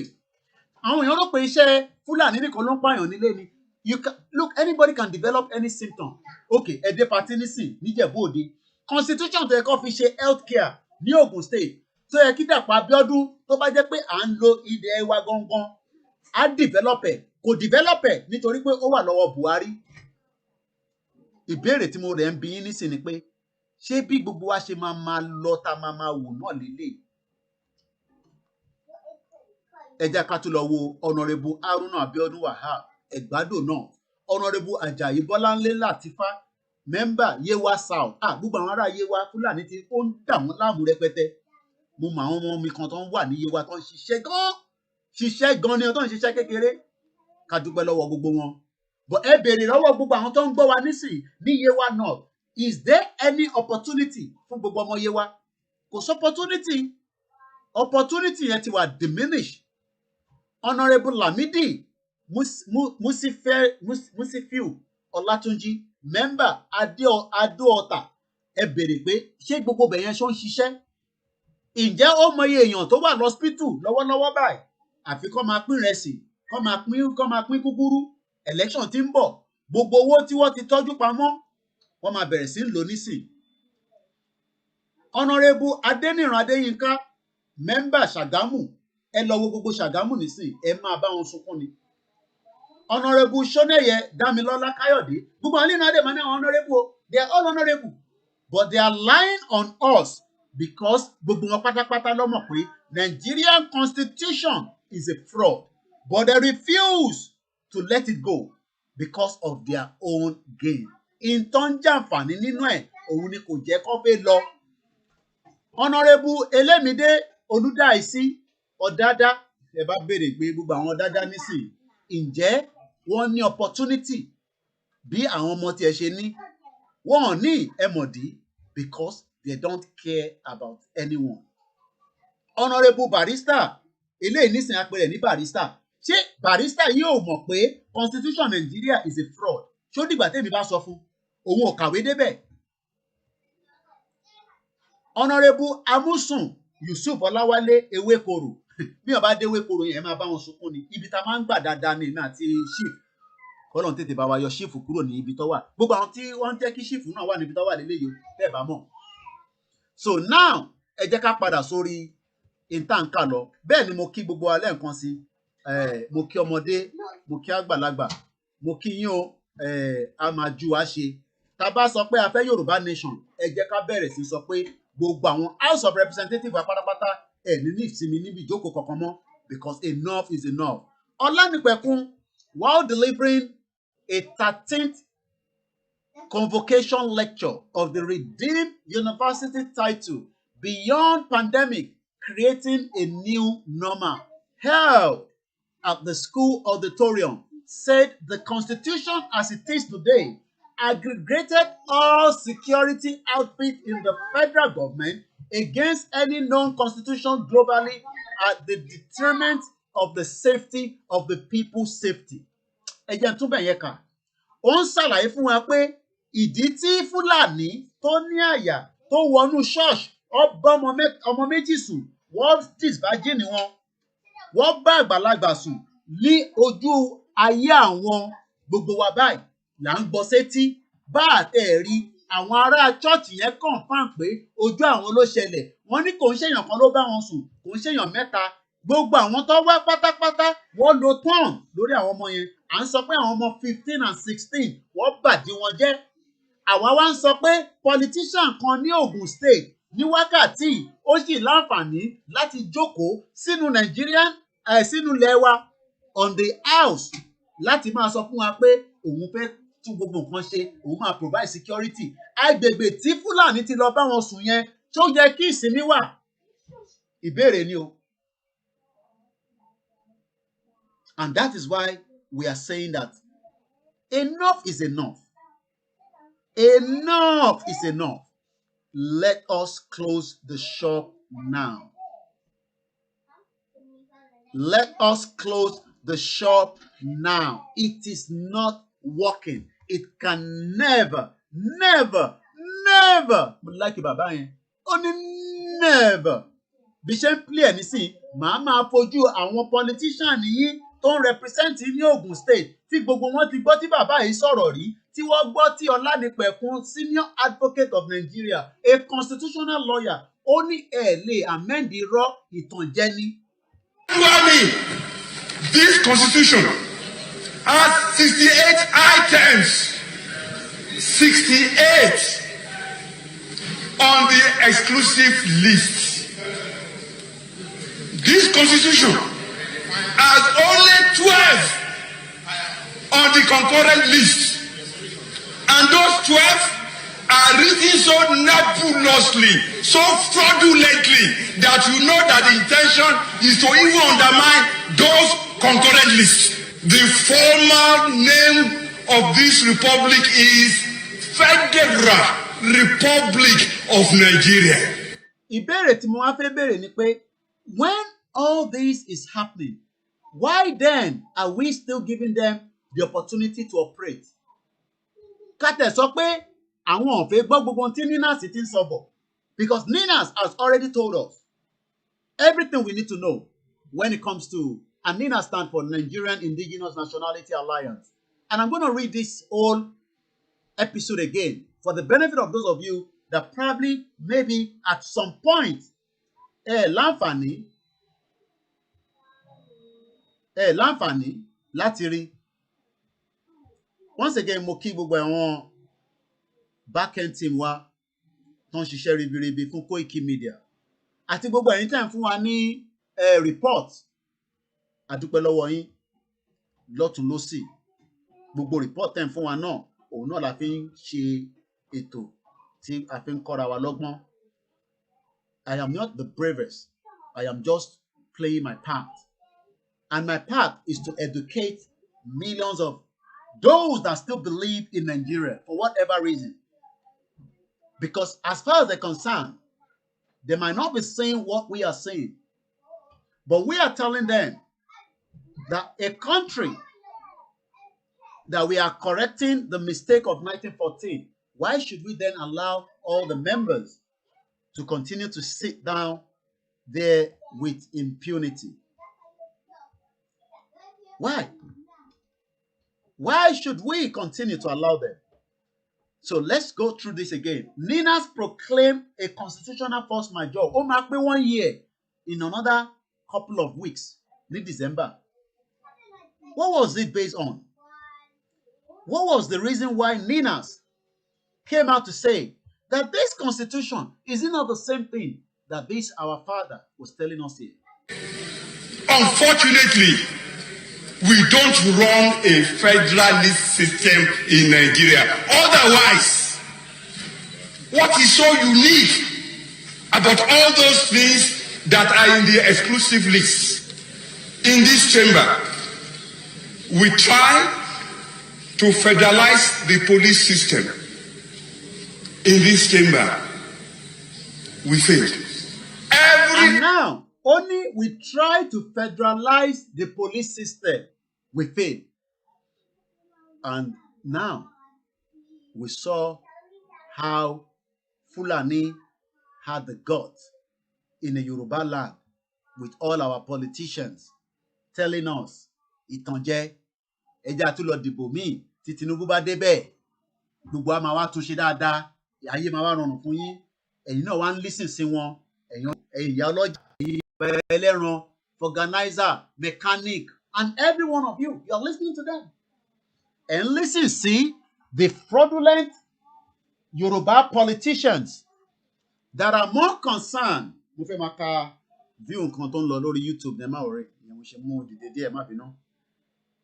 Now, let's just go back quickly to this constitutional force majeure.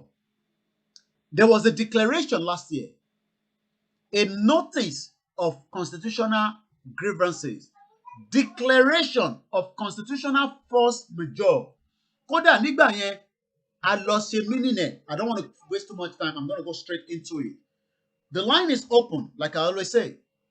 Should you want to interact along the line, you're more than welcome to call. Once again, I say good morning, good afternoon, from wherever you're watching. We appreciate all your time spent with us. We appreciate your comment. We appreciate your love and the support to Koiki Media. Like I always say, it is that your support that is also helping the platform. And what I mean by that is, every media organization around the world has the right to ask what we call support to their platform. Sky News does the same thing in terms of advertisement. BBC, you pay TV license. That's why they don't run any advert. ITV, all those media houses that you are now looking at as big player is because they have some kind of support from the public. So giving us your support, your advice, but your donation is helping the platform so that we can continue to run the operation smoothly, especially that this platform refused to take adverts on our Facebook, YouTube. Not because we have not been approached. We get approached all the time. Not because we don't need money. But at this junction, somebody like me, I want to be very, very careful because it could be anybody trying to clip something. I'm sure they can use that. I'm not saying that I want to share advert, but my position in terms of Koiki Media, my platform. So that means we have refused. So I want to send messages wa polówó aṣọ, ẹ bá wa polówó gèlè, ẹ má fi ṣèbínú. Tá bá débi tá ń lọ, gbogbo businesses tẹ́ nìyẹn ló máa wà marketed dáadáa fún gbogbo àgbáyé, kò ní jẹ́ ilẹ̀ Yorùbá nìkan mọ́. A máa bá yín marketed lọ sí gbogbo ibi tó yẹ kó dé. But for now, my focus on Koiki Media, we will talk about other news around the world, but the 100% of the conversation on our platform is got to do with everything to bring down the constitution, to bring down Nigeria. Some might say, how do you want to bring down Nigeria? Nigeria is already gone. You might be looking at Nigeria right now, but the unity of Nigeria is no longer holding. And it will eventually go. Because if it doesn't go, you know what's going to happen? Myself and you would have to suffer more and more, even after the mistake of 1914. So let's continue. So your donation is always welcome.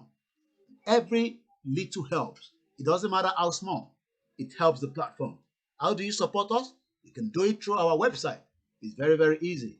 You go there, www.koikimedia, and it will bring you straight down. If you go all the way further down, without support, we cannot expand.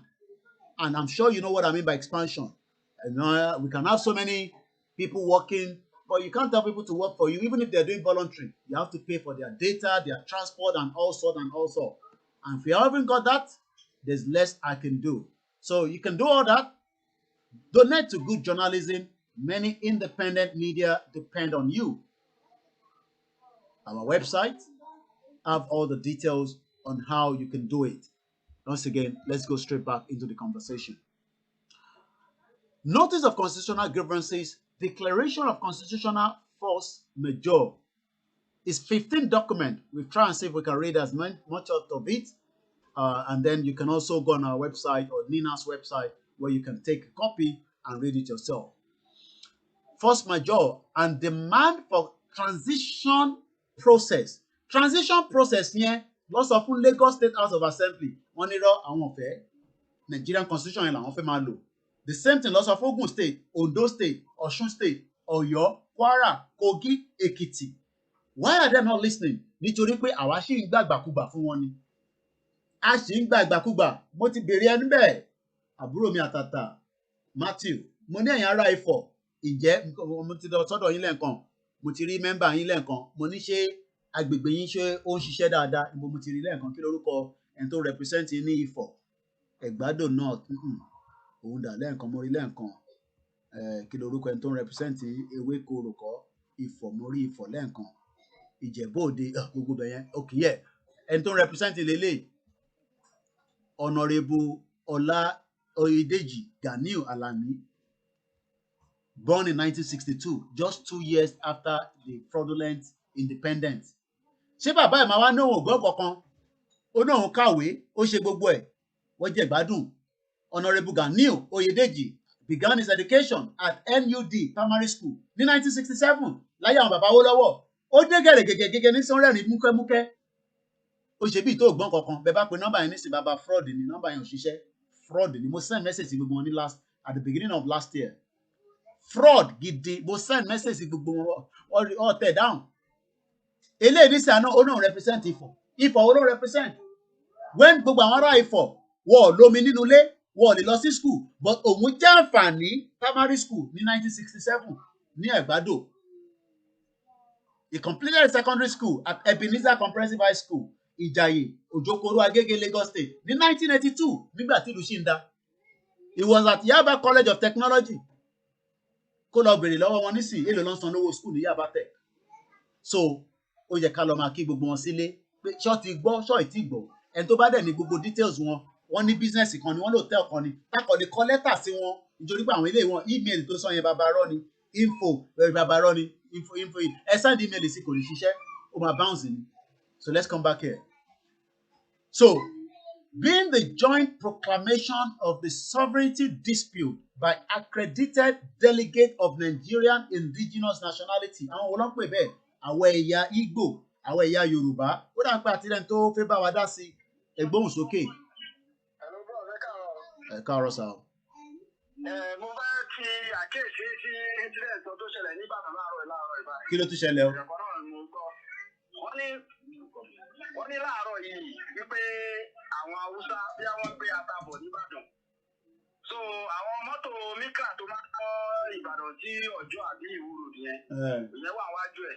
Bó ṣe dáàbò nìyẹn ó kọlu mọ́tò yẹn. Àwọn Haúsá dẹ̀ kọ́ èèyàn bí àtàlọ́kọ̀ omi ìmọ̀kọ́tọ́ kó. Tó ìgbà tí ó wá kó kíní ó ṣàdàbọ̀ ẹni mọ́tò yẹn rẹ̀ pé àìwú bó ṣe bá mọ́tò wọn jẹ́. Ó wá bọ́lẹ̀ ó ní pé bí ó ti sùn lórí kíní ni. Láàárọ̀ kùtùkùtù nǹkan tó sọ kò tí. Ó ṣáà ti pa lọ́rùn kan ṣá. Ẹ jẹ́ kí n ṣàlàyé ìwọ́n ló ṣẹlẹ̀ fún yín. So ó ṣàkọlù mọ́tò yẹn á bọ́lẹ̀ pé àṣọ wá ní òkè òun máa tún mọ́tò ẹ̀ ṣe. Kí ló ṣe é ṣe ló wọnú mọ́tò ẹ̀ padà tó dẹ̀ bẹ̀rẹ̀ sí ní sá lọ. Bí ẹ̀yin fẹ́ máa sá lọ báyìí ó ní mọ́tò yẹn bó ṣe bẹ́ mọ́ mọ́tò nìyẹn pé kó má lè sá lọ. Àwọn tó wà lẹ́yìn bó ṣe mú dígà àdá àáké tó fi ṣá ẹni yẹn wọ́n ṣá tẹ́ni yẹn fi jábọ́lẹ̀. Tírélà tó ń bọ̀ lẹ́yìn ìyẹn bá gba gun orí ẹ̀ mọ́lẹ̀ tó ń fọ́ orí ẹ̀. ó ti tán no problem. Wọ́n bá sá lọ báwọn ọmọ onímọ́tò bó ṣe fi ọ̀kadà lé wọn lọ nìyẹn kí ló dé sábó fún nínú ibi táwọn Haúsá wà ìṣúná sáwọ́ ọbẹ̀ bó ṣe lọ nìyẹn. àwọn yóò wọ́n dẹ̀ máa wò. no ní àwọn kíní kan àwọn lórí so àwọn tó wá lọ yẹn nísìnyí gbogbo wọn wá padà bí orí wọn gbálẹ̀ ó ẹ̀gbọ́n mi bó ẹjẹ àwọn abẹ tó lọ orí gbogbo wọn gbálẹ̀ so àwọn tó lọ yẹn àwọn ọmọ kẹ́kọ̀ọ́ ìkì náà ló máa wálé ló máa lọ sọ nǹkan tó máa ṣe fún wọn láàárọ̀ yìí so wọ̀ tí rẹ́dì ẹjẹ àwọn abẹ tó lọ ẹ ṣe gan fún information yẹn wọ́n pa Yorùbá ok gbogbo àlàyé tẹ ṣe nísìnyí ọwọ́ adé sábó ọwọ́ ọdún sábó ẹ̀sùn gbogbo sábó àní kankan ló máa trigger kankan orí yóò ti pè é wọ́n pẹ́ kọ́ tó pa ẹni yẹn dànù nígbà tí wọ́n pààyàn tán ní wọ́n ṣàwọ́ pa wọ́n máa náwó àwọn ọ̀nà sábó ẹ̀ wá fi wọ́n sílẹ̀ èyí wá yíṣẹ́ padà adáńtàn sọ náà nìyẹn ṣé Kóìkì ló tún máa wálé ló máa wá ṣe This proclamation is titled Correcting the Mistake of 1914. Protocols. Ladies and gentlemen of the press, as the distressed Federation of Nigerian wobbles in what seems is terminal throes, as young Nigerians rise up massively in revolt against systems that ruin their present and compromise their future, and as a bloody conflict in rage, conflict tẹni kò ní dé ó ń bọ̀ ìgbà tó fẹ́ dé yẹn láàmú pé kò ní ṣẹlẹ̀ yẹn ẹ tutù ẹ̀ dànù kólúkálukú lọ gbáradì ní. Rage. Rage.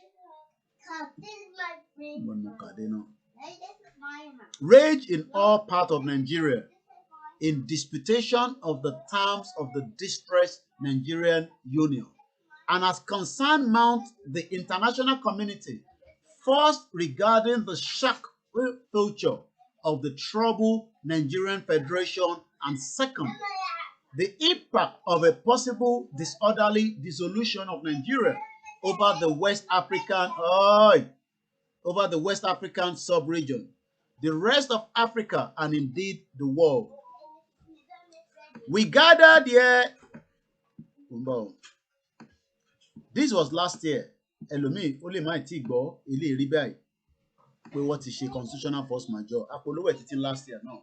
We gathered here this day as accredited delegates of the constituent component nationalities of Nigeria under the aegis of Nigerian Indigenous Nationalities Alliance for Self-Determination, being a joint cooperation framework for the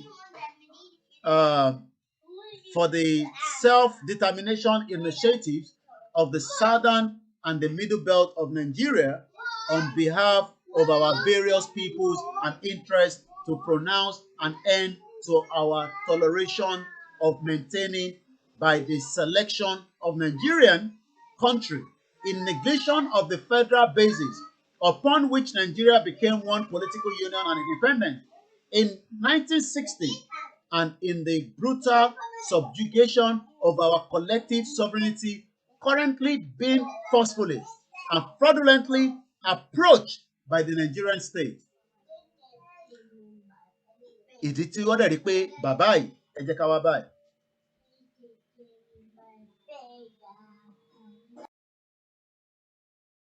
Bọ́dá ìlànà kẹ́kọ̀ọ́ lọ́sìbò ìgbọ́ wọ́n gbé tí wà confused. The love is too much. The love is too much. The love is too much. Let's go. Bọ́dá lọ́sìbò ìgbọ́ wọ́n gbé tí wà confused. The love is too much. The love is too much. The love is too much. The love is too much. Let's go. Bọ́dá Island are black. Navy blue check. Jacamo.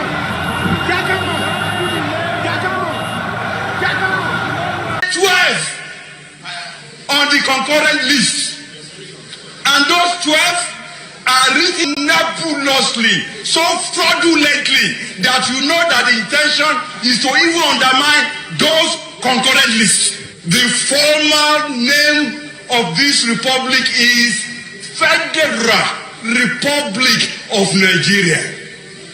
Unfortunately, we don't run a federalist system in Nigeria. Otherwise, what is so unique about all those things that are in the exclusive list in this chamber? We try to federalize the police system. In this chamber, we failed. Every crime is local. And the solution to every crime is local. The earlier that senators in Nigeria, someone the correct to say, we deceive ourselves. people have been deceiving us for a very long time until last year,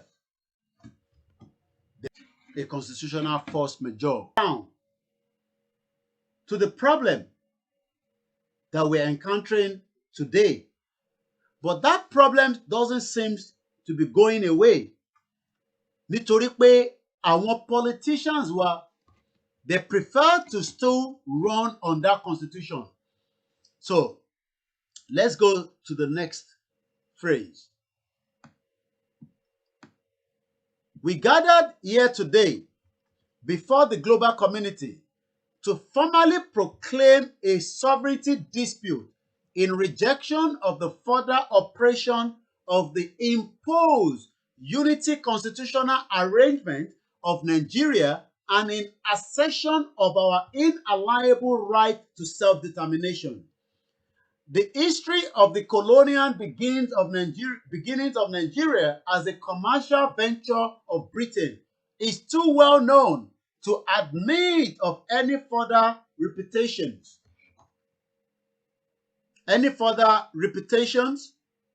Here but suffice it to recall.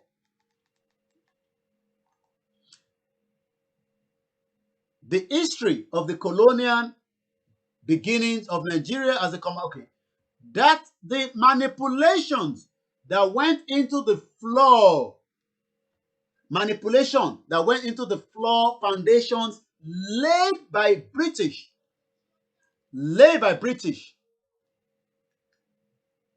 in 1914 amalgamation of the protectorate of the southern Nigeria with the protectorate of the northern Nigeria as revealed in a recently declassified British colonial records on Nigeria. So the question now we should be asking all our current representatives in Yoruba land. Nígbà tẹ́yìn tí mo gbogbo eléyìí, why then must we continue with this unity called Nigeria? Kí là ń rí jẹ gan nínú Nàìjíríà tí ẹ takú tẹ sọ pé ẹ ní gbọ́ ẹ fẹ́ gbà pé until tá bá continue pẹ̀lú Nàìjíríà òun ni ayé tiwa máa rọrùn. Created a loop-side union, locking the divided people of Nigeria into one